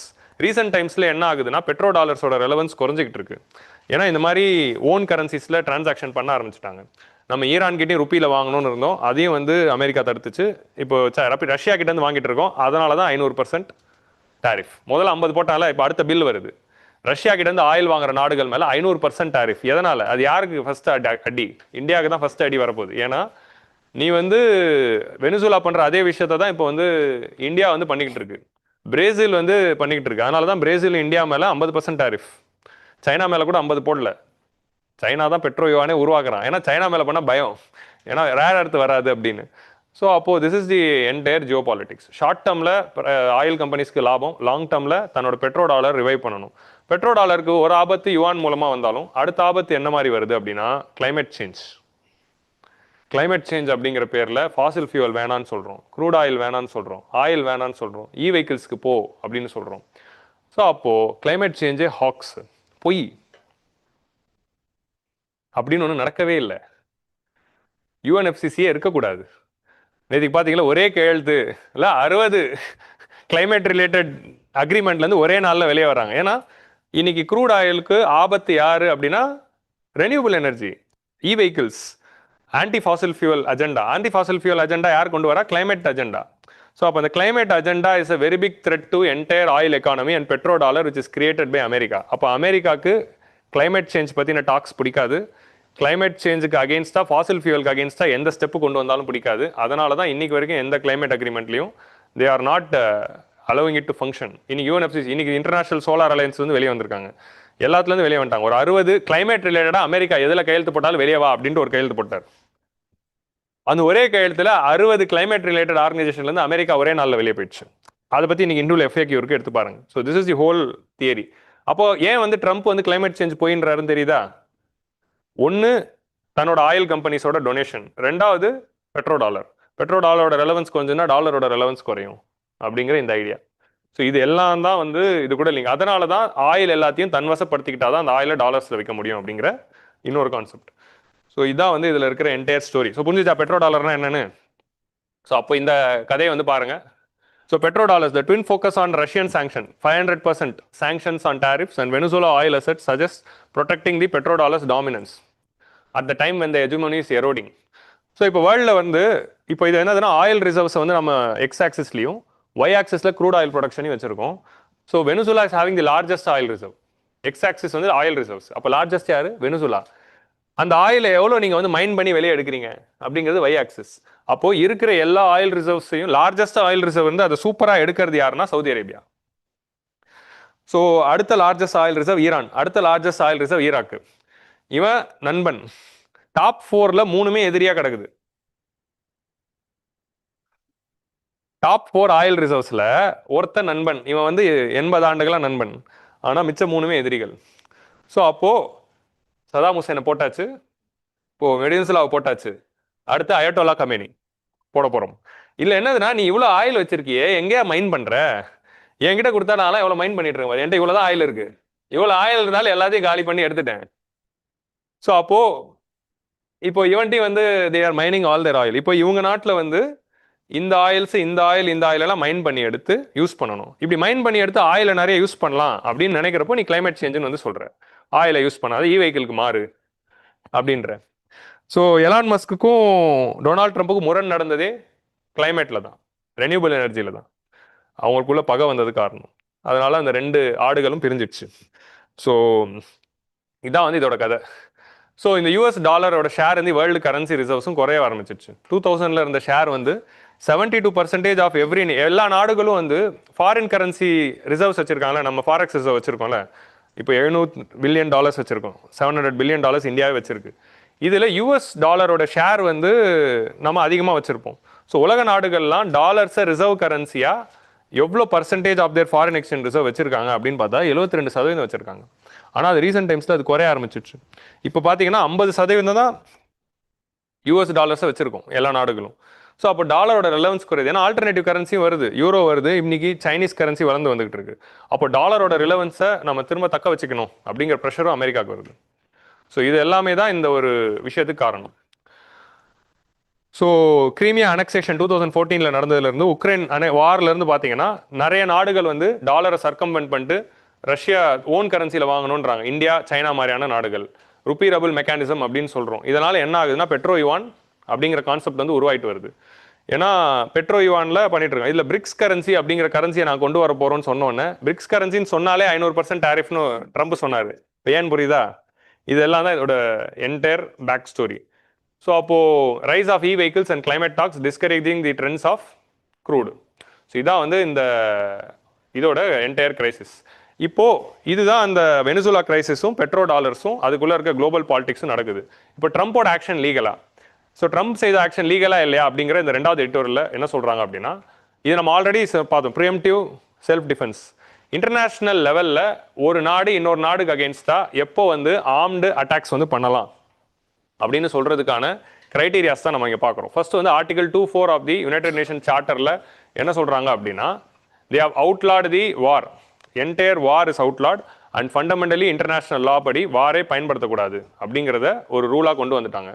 It's an illegitimate instrument for settling disputes. So war is outlawed, war can ever be used, ஒரு டிஸ்பியூட்டை செட்டில் பண்ணுறதுக்கு வாரே யூஸ் பண்ணக்கூடாது அப்படின்னு யூஎன் சார்ட்டரில் ஆர்டிகல் 2.4 சொல்கிறாங்க. ஆனால் இதுக்கு 2 எக்ஸம்ஷன்ஸ் இருக்குது. அப்போ எப்போ ஒரு நாடு வாருக்கு போகலாம்? So war is illegitimate, it's banned. ஆனால் எக்ஸப்ட் இன் 2 கண்டிஷன்ஸ் நீங்கள் வாருக்கு போகலாம். எப்போ போகலாம் அப்படின்னா, நம்பர் 1 செல்ஃப் டிஃபென்ஸ். உங்களை யாராவது அட்டாக் பண்ணுறப்ப போகலாம். ஸோ இந்தியா இது வரைக்கும் ஹிஸ்டாரிக்கலி செல்ஃப் டிஃபென்ஸில் மட்டும்தான் நம்ம வாருக்கு போயிருக்கோம். ஸ்டார்டிங் ஃப்ரம் 1947 வார் அகேன்ஸ்ட் பாகிஸ்தான்ல இருந்து இப்போ லேட்டஸ்ட்டாக ஆப்ரேஷன் சிந்தூர் வரைக்கும் செல்ஃப் டிஃபென்ஸ் அப்படிங்கிற இந்த ஐடியாவில் தான் வந்து நம்ம வாருக்கு போயிருக்கோம். 2வது வித் ஆத்தரைசேஷன், நம்ம ஆப்ரேஷன் சிந்தூரை வார்னு சொல்ல முடியாது, பட் ஐம் ஜஸ்ட் சொல்கிறேன், கார்கில் வரைக்கும் with the authorization of UN security council. UN security council பீஸை எஸ்டாப்ளிஷ் பண்ணுறதுக்காக வார் ஆத்தரைஸ் பண்ணால் வாருக்கு போகலாம். ஸோ இந்த 2 கேஸில் மட்டும்தான் வாருக்கு போக முடியும். ஸோ இப்போ ட்ரம்ப்போட கேஸில் செல்ஃப் டிஃபென்ஸ், அமெரிக்கா மேலே யாரும் வந்து அட்டாக்கும் பண்ணல அண்ட் யூஎன் செக்யூரிட்டி கவுன்சில் ஆத்தரைஸும் பண்ணல. அப்போ இன்னொரு நாட்டுக்குள்ள மிலிட்ரி அனுப்பிச்சு அவரோட லீடரை அரெஸ்ட் பண்ண முடியாது. 2 கண்டிஷனும் அவுட்டு. அப்போ இந்த மாதிரியான டைமில் நிறைய நாடுகள் அப்போ வாருக்கு போயிட்டு இருக்காங்களே அப்படின்னா அவங்க ப்ரீஎம்டிவ் செல்ஃப் டிஃபென்ஸ் அப்படிங்கிற கான்செப்ட் சொல்கிறாங்க. ப்ரீஎம்டிவ் செல்ஃப் டிஃபென்ஸ்னா என்ன அப்படின்னா, அவன் அடிக்கிறதுக்கு முன்னாடியே நான் அவன் அடிக்கிறதுக்கு ரெடியாகிறான், ஆயுதத்தை ஏந்துறான், அவன் எனக்கு அடிக்கிறதுக்கு முன்னாடியே நான் அடிச்சிடுறது. அதான் ப்ரீஎம்டிவ் செல்ஃப் டிஃபென்ஸ். அவன் அடிக்க போறான்னு முன்கூட்டியே தெரிஞ்சு அவனை அட்டாக் பண்ணி என்னை அடிக்க விடாம பண்றது தான் ப்ரீஎம்டிவ் செல்ஃப் டிஃபென்ஸ். ஸோ இந்த ப்ரீஎம்டிவ் செல்ஃப் டிஃபென்ஸ் அப்படிங்கிற கான்செப்டும் வந்து செல்ஃப் டிஃபென்ஸ் அப்படிங்கிற இந்த கிளாஸ்க்குள்ள வருது அப்படின்னு உலக நாடுகள்லாம் இன்டர்பிரேட் பண்ணி அட்டாக் நடக்கிறதுக்கு முன்னாடியே வந்து வார ஆரம்பிச்சுட்டாங்க. அதே யூஎனோட இந்த ஆர்டிகல் 2.4 பயன்படுத்தி. ஸோ இதுதான் வந்து ப்ரீஎம்டிவ். இதெல்லாம் நம்ம ஐஆர்ல ஆன்சர் ரைட்டிங் எழுதுறப்ப யூஸ் பண்ணலாம். நம்ம இந்த ஈரான் கிரைசிஸ் பத்தி டிஸ்கஸ் பண்ணும்போது ப்ரீஎம்டிவ் செல்ஃப் டிஃபென்ஸ் பத்தி பேசணும். So widen the scope of self defence. So NATO bombing Yugoslavia in 1999. NATO நீ ஏன்பா யுகோஸ்லோவியாவை அட்டாக் பண்ண அப்படின்னு கேட்குறப்போ ஹியூமானிட்டேரியன் இன்டர்வென்ஷன். யுகோஸ்லோவியா ரிஜைம் வந்து ஜீனோசைட் பண்ணிட்டு இருக்கான். ஜீனோசைடை தடுக்கிறதுக்காக நாட்டோ தலையிட்டுச்சு. அப்படியே கொஞ்சம் காசாலையும் தலையிட்டு இருந்தால் நல்லா இருந்திருக்கும். பட் அங்கே தலையிடல, அங்கேயும் ஜீனோசைட் தான் நடந்தது. இலங்கையிலையும் தலையிட்டு இருந்தால் நல்லா இருந்திருக்கும், ஆனால் தலையிடல, அங்கேயும் ஜீனோசைட் தான் நடந்திருந்தது. தனக்கு எங்கே வேணுமோ அங்கே தான் இந்த கிளாஸ் எல்லாம். அப்போ இலங்கையில் நடந்ததோ காசாவில் நடந்ததோ அவன் கண்ணுக்கு தெரியாது. So widening the scope of self defence. So NATO வந்து bombing of Yugoslavia in 1999 invoke to justify the humanitarian interventions. So Venezuela கேஸில் ப்ரிஎம்டிவ் செல்ஃப் டிஃபென்ஸாவது இருக்கா? வெனிசுலா அமெரிக்காவை அடிக்கிற மாதிரி ஏதாவது சொல்லுச்சா? இல்லைனா அதுக்கான மைட்டாவது இருக்கா? அவனே ஒரு புள்ள பூச்சி, எக்கனாமிக் சாங்ஷன்ல என்ன பண்றது, இருக்கிற ஆயில கூட எடுக்க முடியாம தவிச்சுக்கிட்டு இருக்கான், அவனை போய் அடிக்க. ஸோ அப்போ ப்ரிஎம்டிவ் செல்ஃப் டிஃபென்ஸ் 1999 அப்புறமா ஒரு கிளாஸ் வந்து இது வச்சு அது வந்து யூஎன் சார்ட்டர்ல இல்லை, யூஎன் சார்ட்டரை இன்டர்பிரேட் பண்றாங்க, ப்ரிஎம்டிவ் செல்ஃப் டிஃபென்ஸ்க்கு பண்ணிக்கலாம் அப்படின்னு. இந்த இன்டர்பிரேஷன் கீழேயும் ட்ரம்ப் பண்ணது லீகல் இல்லை. ஸோ அப்போ எத்திக்ஸ் ஆன்சர் ரேட்டிங்ல நீங்க வந்து இந்த வேர்ட்ஸ் எல்லாம் யூஸ் பண்ணலாம். So Venezuela case it surpass the scope of self defence and broad new reasons for law enforcement. இப்போ ட்ரம்ப் சொல்ற ரீசன் என்ன அப்படின்னா லா என்ஃபோர்ஸ்மெண்ட்னா என்னன்னா, எங்க ஊர்ல ஒரு கேஸ் பதியப்பட்ட கிரிமினல் வெனிசுலால இருக்காரு, அந்த வெனிசுலால எங்க நாட்டு கிரிமினல் இருக்கிற அந்த கிரிமினலை நாங்க எங்க போர்சஸ் அனுப்பி அரெஸ்ட் பண்ணி கொண்டு வந்திருக்கோம். We arrested a criminal. So இது law enforcement, law and order operation அப்படிங்கிற அந்த இன்டர்பிரேஷன்ல ட்ரம்ப் சொல்றாரு. அப்படி ஒரு ப்ரொவிஷனே கிடையாது. அப்போ உங்க நாட்டு கிரிமினல் இன்னொரு நாட்டில் இருந்தால் அதுக்கு தான் இன்டர்பால் இருக்கு. இந்த பச்சை கலர், சிவப்பு கலர், மஞ்சள் கலர் நோட்டீஸ் அனுப்பணும். இந்த நோட்டீஸ் அனுப்பி நீங்க வந்து அரெஸ்ட் பண்ணணும். இன்டர்பாலோட நோட்டீஸஸ்லாம் படிங்க, மேட்ச் தி ஃபாலோயிங்ல கேட்கலாம். ஸோ அப்போ வந்து நோட்டீஸ் அனுப்பி நீங்க பண்ணணும், இல்லைனா வந்து எக்ஸ்ட்ராடிஷன் பண்ணணும். ஸோ இன்னொரு நாட்டுக்குள்ள இப்போ மடுரோ வந்து கிரிமினல்னு சொல்றதுக்கு ஒரு ஆதாரமும் இல்லை. அதை தாண்டி ஆதாரமே இருந்தாலும் ஒரு நாட்டோட ஆர்மி இன்னொரு நாட்டோட ஆர்மியில இன்னொரு நாட்டுக்குள்ள போயிட்டு அந்த கிரிமினலை அரெஸ்ட் பண்ணிட்டு வர முடியாது. உங்களுக்கு புரியுதா? இப்போ நீங்க பீஸ்ட் படம் கிளைமேக்ஸ் மாதிரி பண்ண முடியாது. ஸோ ஒரு நாட்டோட ஆர்மி இன்னொரு நாட்டுக்குள்ள போயிட்டு நீங்க அரெஸ்ட் பண்ணிட்டு வர முடியாது. ஸோ அப்போ இங்க என்ன நடக்குதுன்னா, பீஸ்ட் படம் கிளைமேக்ஸ்ல அது டெரரிஸ்ட் தான் ஆப்ரேஷன், ஸோ அது பண்ணலாம். பட் நான் என்ன சொல்ல வரேன்னா, இங்க மடுரோவோட கிரைஸ் கண்டென்ட்ல அது அந்த லாஜிக்லையும் இது வராது. அப்பயும் வந்து அது உங்க நாட்டு கிரிமினலா இருந்தாலும் நீ ஆர்மி அனுப்பிலாம் அரெஸ்ட் பண்ண முடியாது. அந்த நாட்டு கவர்மெண்ட்டை கன்சென்ட் வாங்கணும், பர்மிஷன் வாங்கணும், அப்புறம் தான் இன்வைட் பண்ணணும். So this has been the case. So அப்போ புரிஞ்சிச்சா? ஸோ மூணாவது, இது ஏன் இல்லீகல் அப்படின்னா, every head of the state is immune. ஒரு நாட்டுடைய சட்டத்திட்டத்துல ஆக்ஷன் எடுக்கிறதுக்கு இம்யூனிட்டி கொடுக்குது. நம்ம கான்ஸ்டியூஷன் ஆஃப் இந்தியாவை யார் யாருக்கெல்லாம் ஆர்டிகல் 14 இம்யூனிட்டி கொடுத்துருக்கு. மற்ற நாடுகளோட தலைவர்கள், president, prime minister, so president, governor, அதை தாண்டி பார்த்தீங்கன்னா யூஎன் மெம்பர்ஸ், அதை தாண்டி மற்ற நாடுகளோட head of the state are immune from any legal actions in India. So நீங்கள் இன்னொரு நாட்டோடைய தலைவரை எந்த லாலையும் அரெஸ்ட் பண்ண முடியாது. You cannot file a charges against them. UN convention என்ன சொல்லுதுன்னா, எல்லா நாட்டோட ஹெட் ஆஃப் த ஸ்டேட்டும் லீகல் ஆக்ஷன், இன்னொரு நாட்டோட லீகல் ஆக்ஷன்ஸ்குள்ள வரமாட்டாங்க. ஸோ அப்போ you cannot arrest the head of the state by using your own law. International law தான் யூஸ் பண்ணணும். இன்டர்நேஷனல் லாக்கு அதுக்கு ப்ரொவிஷனே இல்லை.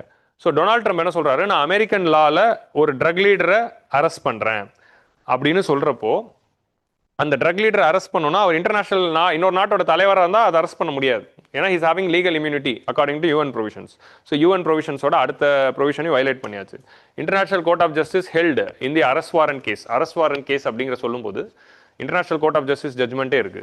Head of the state enjoy inviolability and immunity and personal immunity from the criminal jurisdiction of a foreign court. So foreign court கிட்ட இருந்து criminal jurisdiction இருக்கு. Is Maduro இப்போதான் ஏன் வந்து மடுரோ பிரசிடென்ட்டா ரெகக்னைஸ் அமெரிக்கா பண்ணலன்னு சொன்னாங்கன்னு புரியுதா? மடுரோவை முன்னாடியே வந்து he is not the legitimate president of America Venezuela, நாங்கள் வந்து யூரோப்பில் இருக்கிறவர் தான் லெஜிட்டிமேட் பிரசிடென்ட் அப்படின்னு அமெரிக்கா ஒரு வருஷத்துக்கு முன்னாடியே சொல்லிட்டாங்க. அப்போ அமெரிக்கா படி he is not the legitimate president. அப்போ அவருக்கு லீகல் இம்யூனிட்டி இல்லை, எங்களை பொறுத்த வரைக்கும் அவர் வந்து எதிர்கட்சிக்காரர் தான் அப்படின்னு சொல்லி அந்த லீகல் இம்யூனிட்டியில் வராதுங்கிற கிளாஸ். ஸோ அப்போ ஏன் அந்த ஆக்ஷன் நடந்திருக்குன்னா இதுதான் அதுக்கு காரணம். அப்போ புரியல, இப்போ புரியுதுன்னு சொன்னால இதுதான் அது. So is Maduro a legitimate president irrespective of how someone came to office? இப்போ என்ன ஆகுதுன்னா, இல்லீகல் எலெக்ஷன் மூலமா வராரு அப்படின்னு சொல்றாங்க. இல்லீகல் எலெக்ஷனோ அப்போ லெஜிட்டிமேட் லீடர் இல்லையா அப்படிங்கிறது எதை வச்சு முடிவு பண்றோம் அப்படின்னா எஃபெக்டிவ் கண்ட்ரோல். அதே இன்டர்நேஷனல் கோர்ட் ஆஃப் ஜஸ்டிஸ் என்ன சொல்லுதுன்னா, டெஸ்ட் ஆஃப் எஃபெக்டிவ் கண்ட்ரோல். ஒரு நாட்டோட தலைவர் இவர் தான் ஹெட் ஆஃப் த ஸ்டேட்டா? இப்போ நம்ம நாட்டோட தலைவர் பிரைம் மினிஸ்டர் மோடி தான் லெஜிட்டிமேட் லீடரா? ஆமா, லெஜிட்டிமேட்லி எலெக்டட் லீடர். அவர் கண்ட்ரோல தான் இந்தியா இருக்கா? ஆமா, அவர் கண்ட்ரோல தான் இந்தியா இருக்கு. ஸோ அப்போ ஹீஸ் எ லெஜிட்டிமேட் லீடர். ஒருத்தர் லெஜிட்டிமேட்டா இல்லையாங்கிறது எதை வச்சு சொல்றோம்னா, அந்த நாட்டு மக்களால் தேர்ந்தெடுக்கப்பட்ட லீடரா இருக்கணும், அண்ட் அவர் தான் நாட்டை கண்ட்ரோலில் வச்சிருக்கணும். அப்போ நாட்டு மக்களால் தேர்ந்தெடுக்கப்பட்ட லீடருங்கிறது டிக்டேட்டர்ஷிப்க்கு அப்ளிகபிள் ஆகாது. அப்போ டிக்டேட்டர்ஷிப்பில் என்ன கிரைட்டீரியா அப்படின்னா he must have the control of the territory. So அப்போ மடுரோ வந்து லெஜிட்டிமேட்டாக இல்லையாங்கிறது டெமோக்ரஸி வைஸ் நீங்கள் வந்தீங்கன்னா அது லிக்ட் எலெக்ஷன் சொல்லிட்டீங்க. But he had the effective control. அவர் தான் 10 வருஷமாக ஆண்டுகிட்டு வர்றாரு. ஸோ அப்போ நாட்டை கண்ட்ரோலில் தான் வச்சிருக்காரு. ஸோ அப்போ எஃபெக்டிவ் கண்ட்ரோல் டெஸ்ட்லையுமே மடுரோ வரமாட்டார் அப்படிங்கிறது. ஸோ இது வந்து பேப்பர் 4ல் உங்களுக்கு ஆன்சர் வரும். இந்த மாதிரி இன்னொரு நாட்டில் போய் இவங்க பண்ணுற இந்த இன்டர்வென்ஷன்ஸ்லாம் சரியா, ஏன்னா எத்திக்ஸ் இன் இன்டர்நேஷனல் ரிலேஷன்ஸில் இதெல்லாம் தான் கொஸ்டினாக வரும். ஸோ பேப்பர் 4ல் ஆன்சர் ரேட்டிங்கில் எழுதுறதுக்கான பாயிண்ட்ஸ் தான் இதெல்லாம். இந்த ஆக்ஷன் வந்து லீகலா இல்லையா அப்படின்னு. ஸோ இதெல்லாம் எத்திக்ஸ் ஆன்சர். ஏன்னா இப்போ எவ்ரி இயர் வந்து எத்திக்ஸ் இன் இன்டர்நேஷனல் ரிலேஷன்ஸ் வந்து கொஸ்டின் வருது. ஸோ அப்போ ட்ரம்ப் பண்ண ஆக்ஷன் சரியா அப்படின்னு வரும்போது இதான் வந்து அதுக்கான ஆன்சர். ஸோ அவர் தான் லெஜிட்டிமேட் பிரசிடென்ட்டாக இருக்கார். அண்ட் இந்த ட்ரம்ப்போட ஆக்ஷன் டேஞ்சரஸ் பிரசிடென்ட்டை செட் பண்ணுது. ஒன்று என்னதுன்னா, அப்போ எந்த நாடு நினைச்சாலும் இன்னொரு நாட்டு தலைமறை லெஜிட்டிமேட் பிரசிடென்ட்டாக நாங்கள் ரெக்கக்னைஸ் பண்ணல அப்படின்னு சொல்லிடுவாங்க. சொல்லிட்டு போயிட்டு இன்னொரு நாட்டு பிரசிடென்ட்டை என்ன வேணால் பண்ணலாம். அதே மாதிரி வந்து லா என்ஃபோர்ஸ்மெண்ட்டுக்காக நாங்கள் ஆர்டிகல் எக்ஸம்ஷன்ஸ் ஆஃப் ஆர்டிகல் 2 நாங்கள் யுஸ் பண்ணுவோம் அப்படின்ட்டோன்னா யார் வேணால் நாளைக்கு எந்த நாட்டுக்குள்ளே வேணாலும் போயிட்டு அந்த நாட்டு லீடரை அரெஸ்ட் பண்ணி அந்த நாட்டை கண்ட்ரோலில் எடுத்துக்கலாம். இது திரும்ப இம்பீரியலிசமை கொண்டு வருது. யுனைடெட் நேஷன்ஸ்க்கு முன்னாடி நம்ம இருந்த united nation was a civilisational moment. பார்டரை போட்டான், இந்த பார்டரை தாண்டி வரக்கூடாது, நீ வந்து இன்னொரு நாட்டை பிடிக்கக்கூடாது அப்படிங்கிற ஒரு சிவிலைசேஷனல் ஹை தான் யுனைடெட் நேஷன்ஸ். இப்போ திரும்ப நம்ம அந்த சிவிலைசேஷன், ஹியூமன் சிவிலைசேஷனோட நீ ஒரு நாடு இன்னொரு நாடை பிடிக்கக்கூடாது, ஒரு நாடு இன்னொரு நாடை கேப்சர் பண்ணக்கூடாது அப்படின்னு சொன்ன இந்த விஷயத்தை வி ஆர் பிரீச்சிங். ஒரு நாடு இன்னொரு நாடை போய் கேப்சர் பண்ணலாம் அப்படின்னு சொல்கிறப்போ விளாடிமிர் புட்டின் இது பண்ணும்போது உக்ரைனில், இப்போ சைனா வந்து அடுத்து என்ன பண்ணுவான் இதை பார்த்துட்டு, அப்போ அண்ணன் தாய்வானை பிடிச்சிக்கிறேன் அப்படின்னு சொல்லுவான். ட்ரம்ப் உடனே நான் வெனிசுலால பண்ண மாதிரி நீ எல்லாம் தாய்வான்ல பண்ணக்கூடாது அதையும் சொல்றாரு பேட்டியில. நான் வெனிசுலால பண்ணது வேற, அதுக்காக நீ போய் தாய்வானை பண்ணாத அப்படின்றாரு. என்ன அது? So it sets a dangerous president's. So forcibly taking the custody of a foreigner on a foreign land without the state's consent, without a legal procedure, is an international wrongful act. Internationally அது வந்து ஒரு wrongful act தான். So US endeavoring to run Venezuela. So நாங்கள் வந்து இப்போ வெனிசுலாவை run பண்ண போகிறோம் அப்படின்னு யூஎஸ் சொன்ன ஸ்டேட்மெண்ட் வந்து இட்ஸ் அகெயின் இம்பீரியலிசம். ஸோ ஆனால் இப்போ என்ன நடந்திருக்குன்னா அங்கே வைஸ் பிரசிடென்ட் தான் வந்திருக்காங்க. ஆனால் வைஸ் பிரசிடென்ட்டுக்கு வார்னிங் தராரு, நீங்கள் வந்து லெஜிட்டிமேட் ஆக்ஷன்ஸ் பண்ணலன்னா உங்களையும் நாங்கள் இதுதான் பண்ணுவோம் அப்படின்னு ட்ரம்ப் சொல்கிறாரு. ஸோ ட்ரம்ப் கவர்மெண்ட்டில் மார்க் ரூபியோ இப்போ என்ன சொல்லியிருக்காருன்னா, நாங்கள் கவர்மெண்ட்லலாம் தலையிட போகிறதில்ல, மிலிட்ரியெல்லாம் அனுப்ப போகிறதில்ல, இப்போ வெனிசுலா நாட்டுக்கு புரிஞ்சிருக்கும் எங்கள் பேச்சை கேட்கலன்னா என்ன ஆகும் அப்படின்னு. ஸோ பேச்சுவார்த்தைக்கு வா அப்படின்னு அந்த இப்போ டெல்சி ராட்ரிகஸ் கிட்ட சொல்லியிருக்காங்க. டெல்சி ராட்ரிகஸ் என்ன சொல்லிட்டாங்கன்னா, சரி எங்கள் தலைவரை நீங்கள் பிடிச்சிட்டு போனதை நாங்கள் கண்டிக்கிறோம், அவரை சீக்கிரம் ரிலீஸ் பண்ணுங்க, அதுக்கான நெகோசியேஷன்ஸை நாங்கள் ஆரம்பிக்கிறோம், அதுக்கு உங்களுக்கு என்ன ஆயிலில் கம்பெனிஸ் வந்து டீநேஷனலைஸ் பண்ணி நீங்கள் வந்து இன்வெஸ்ட் பண்ணுமா வந்து பண்ணிக்கோங்க, ஆனால் எங்கள் தலைவர் விடுங்க. இப்போது அவங்க தலைவரை ரிலீஸ் பண்ணுறதுக்கு ஆயில் கம்பெனிஸை அலோவ் பண்ணுறது டீல். இது என்னையா இன்டர்நேஷனல் ரிலேஷன்ஸ் பண்ணுறீங்களா இல்லை என்ன பண்ணுறீங்க? ஒரு யூபிஎஸ்சி ஆஸ்பிரண்டாக எனக்கு அசிங்கமாக இருக்குது இதெல்லாம் நடத்துறதுக்கு. இதை நான் கிளாஸா எடுக்கிறதுக்கு நான் அசிங்கப்படுறேன். ஆனா இதை ஒருத்தன் பண்ணிக்கிட்டு இருக்காரு அப்படிங்கிற ஒரு சிஸ்டமா தான் எனக்கு இருக்கு. செம்ம கண்டுபிடிப்பு இந்த இஷ்யூஸா. இப்போ என்னதுன்னா, ஒரு லாவோட letter of law, spirit of law அப்படின்னு நம்ம எத்திக்ஸ்ல படிப்போம். இன்டர்நேஷனல் லாவோடைய லெட்டரையும் இது மீறிடுச்சு, ஸ்பிரிட்டையும் இது வந்து மீறிடுச்சு. ரெண்டுத்தையும் மீறிட்டாரு, ரெண்டுத்தையும் மீறி வந்து போயிட்டு இருக்காரு. ஸோ இதனால் இப்போ வேர்ல்டு வைடாக பார்த்தீங்கன்னா அத்தாரிட்டேரியன் ரெஜிம்ஸ் நிறைய வந்துகிட்டு இருக்கு. டெமோக்ரஸியை டைல்யூட் பண்ணுற மாதிரியான தலைவர்கள் தான் எல்லா நாட்டிலையும் வந்துகிட்டு இருக்காங்க. அப்போ அந்த தலைவர்கள்லாம் இதை ஒரு பிரசிடெண்ட்டாக பார்த்து எல்லாருமே இன்டர்நேஷ்னல் லாவை மீற ஆரம்பிச்சிருவான். ஸோ அப்போது ஏன் வந்து ரீசெண்ட் டைம்ஸில் இன்டர்நேஷ்னல் லாஸை நிறைய மீறப்படுது அப்படிங்கிறது கொஸ்டினை வந்து ரைஸ் பண்ணுறாங்க. அதுக்கும் ஏன் இந்த டாபிக் நான் இவ்வளோ டீட்டெயிலாக நடத்துகிறேன்னா, செகண்ட் ஹாஃப் வந்து எத்திக்ஸுக்கு போகுது. அதுக்காக தான் ஏன் வந்து இன்டர்நேஷ்னல் லீகல் ஆர்டர் இன்னைக்கு பிரேக் ஆகிட்டே வருது அப்படின்னு பார்த்தா, எல்லா நாடுகள்லையும் மோஸ்ட் ஆஃப் தி நேஷன்ஸில் வந்த லீடர்ஸ் எல்லாருமே அத்தாரிட்டேரியன் பர்சனாலிட்டியாக தான் மாறிட்டு வராங்க. ஏகப்பட்ட எக்ஸாம்பிள்ஸ் இருக்குது இன்டர்நேஷ்னல் சினாரியோவில். இந்த லீடர்ஸ்லாம் வந்து டெமோக்ரஸிங்கிற பேரில் they are running a dictatorship kind of a model. So அப்போ அந்த மாதிரி சிஸ்டம்ஸில் நடந்துகிட்டு இருக்கிறப்போ அவங்க தன்னோட சொந்த நாட்டிலேயே ரூல் ஆஃப் லாவை ஃபாலோ பண்ணுறதில்ல, தன்னோட சொந்த நாட்டிலேயே அந்த நாட்டோட சட்டப்பூர்வமான லாவை ஃபாலோ பண்ணுறதில்ல, கான்ஸ்டியூஷனல் பிரின்சிபல்ஸை ஃபாலோ பண்ணுறதில்ல, கான்ஸ்டியூஷனலை பிளேட்டண்டாக வயலேட் பண்ணுறாங்க. சொந்த நாட்டிலே கான்ஸ்டியூஷன் பிரின்சிபல்ஸை வயலேட் பண்ணுறவங்க ஆட்டோமேட்டிக்கலி இன்டர்நேஷ்னல் லாவை மட்டுமா மதிக்க போகிறாங்க? அப்போ அதையும் மீற போகிறாங்க. அப்போ 1945 அப்புறமா நம்ம உருவாக்கின இந்த rule based international order it is breached அப்படிங்கிறத நம்ம இதில் வந்து பார்க்குறோம். So meteoric rise of authoritarian regime has meant that government to not want to be constrained by law, whether domestic or international. Domestic லாவே நாங்கள் ஃபாலோ பண்ண மாட்டோம், இல்லை இன்டர்நேஷனல் லாவை ஃபாலோ பண்ணுமா? ஸோ டொமஸ்டிக் ரூல் ஆஃப் லாவை மீறது தான் அத்தாரிட்டேரியன் ரிஜைமோட எண்ணமே. So negatively impacted the efficacy of international law. இப்போ ஷேக் ஹசீனாவை பார்க்குறோம், கோட்டபாயா ராஜபக்சேவை பார்க்குறோம், இவங்கெல்லாம் என்ன பண்ணுறாங்க? கேபி சர்மா ஒலி பார்க்குறோம், நம்ம நெய்பர்ஸ்லேயே 3 பேர் பார்க்குறோம். They are not following rule of law in their country and they are becoming authoritarian leaders. அப்போ இவங்க இன்டர்நேஷனல் லா மட்டும் எப்படி ஃபாலோ பண்ணுவாங்க அப்படின்னு நம்ம எப்படி எடுத்துக்க முடியும்? So this is the thing which is happening. So what is way forward? இதெல்லாம் வந்து ஜென்ரல் பாயிண்ட் தான். இப்போ யூஎஸ் வந்து இத்தனை வருஷத்தோட தன்னோட அனுபவத்தில் மிலிட்ரி ஃபோர்ஸை வச்சு இன்னொரு நாட்டை ரன் பண்ண முடியாதுங்கிறத கற்றுக்கிட்டாங்க. ஆப்கானிஸ்தானில் தே ஃபெயில்டு, ஈராக்கில் தே ஃபெயில்டு, லிபியாலையும் தே ஃபெயில்டு. ஆப்கானிஸ்தானாக இருக்கட்டும், ஈராக்காக இருக்கட்டும், லிபியாவாக இருக்கட்டும், 3மே இன்னைக்கு என்ன நிலைமையில் இருக்குது? கேயாஸில் போய் லெஜிட்டிமேட் ரூலர் இல்லாமல் கண்டவங்க கையில் கண்ட்ரோலில் அது போயிடுச்சு. ஸோ அப்போது அத்தாரிட்டேரியன் ஃபோர்ஸஸ், லோக்கலாக இருக்கிற conservative extremist people, they are taking over the land and they are creating a local rulers. So அப்போது என்டையர் ஈராக்கும் இப்போது உடஞ்சி போய் கிடக்குது. என்டையர் ஆப்கானிஸ்தான்லேயும் பாதியாக இப்போ உடஞ்சிருக்கு. ஒன்று பாதி தாலிபான், இன்னொரு பாதி லோக்கல் வார்லாட்ஸ். லிபியாவில் டோட்டலாகவே பாதியாக பிரிஞ்சு வார்லாட்ஸோட கண்ட்ரோலில் இருக்குது, லோக்கல் அங்கங்கே இருக்கிற ஒரு ரவுடி கும்பல். அப்போ அந்த மாதிரி இருக்கிற வெனிசுலாவும் அப்படி மாறிடக்கூடாது. ஸோ யூஎஸ் அங்கே மிலிட்ரி இன்டர்வென்ஷன் மூலமாக டெமோக்ரஸியை கொண்டு வர முடிஞ்சதானா முடியல, கண்ட்ரோலில் வச்சிருக்க முடிஞ்சாதானே முடியல. ஸோ அப்போ நிச்சயமாக இந்த லெசன்ஸ் லேர்ன் பண்ண யூஎஸ் இப்போ வெனிசுலாவில் தன்னோட மிலிட்ரியை அனுப்பாது. வெனிசுலாவில் ஒரு பப்பட்டை கொண்டு வந்து அந்த பப்பட் ரிஜைமை ஸ்ட்ராங்காக ரன் பண்ண தான் ட்ரை பண்ணுவாங்க. ஸோ அந்த பப்பட் யார்? நம்ம நோபல் பிரைஸ் வின்னரா அப்படிங்கிறதான் கேள்வி.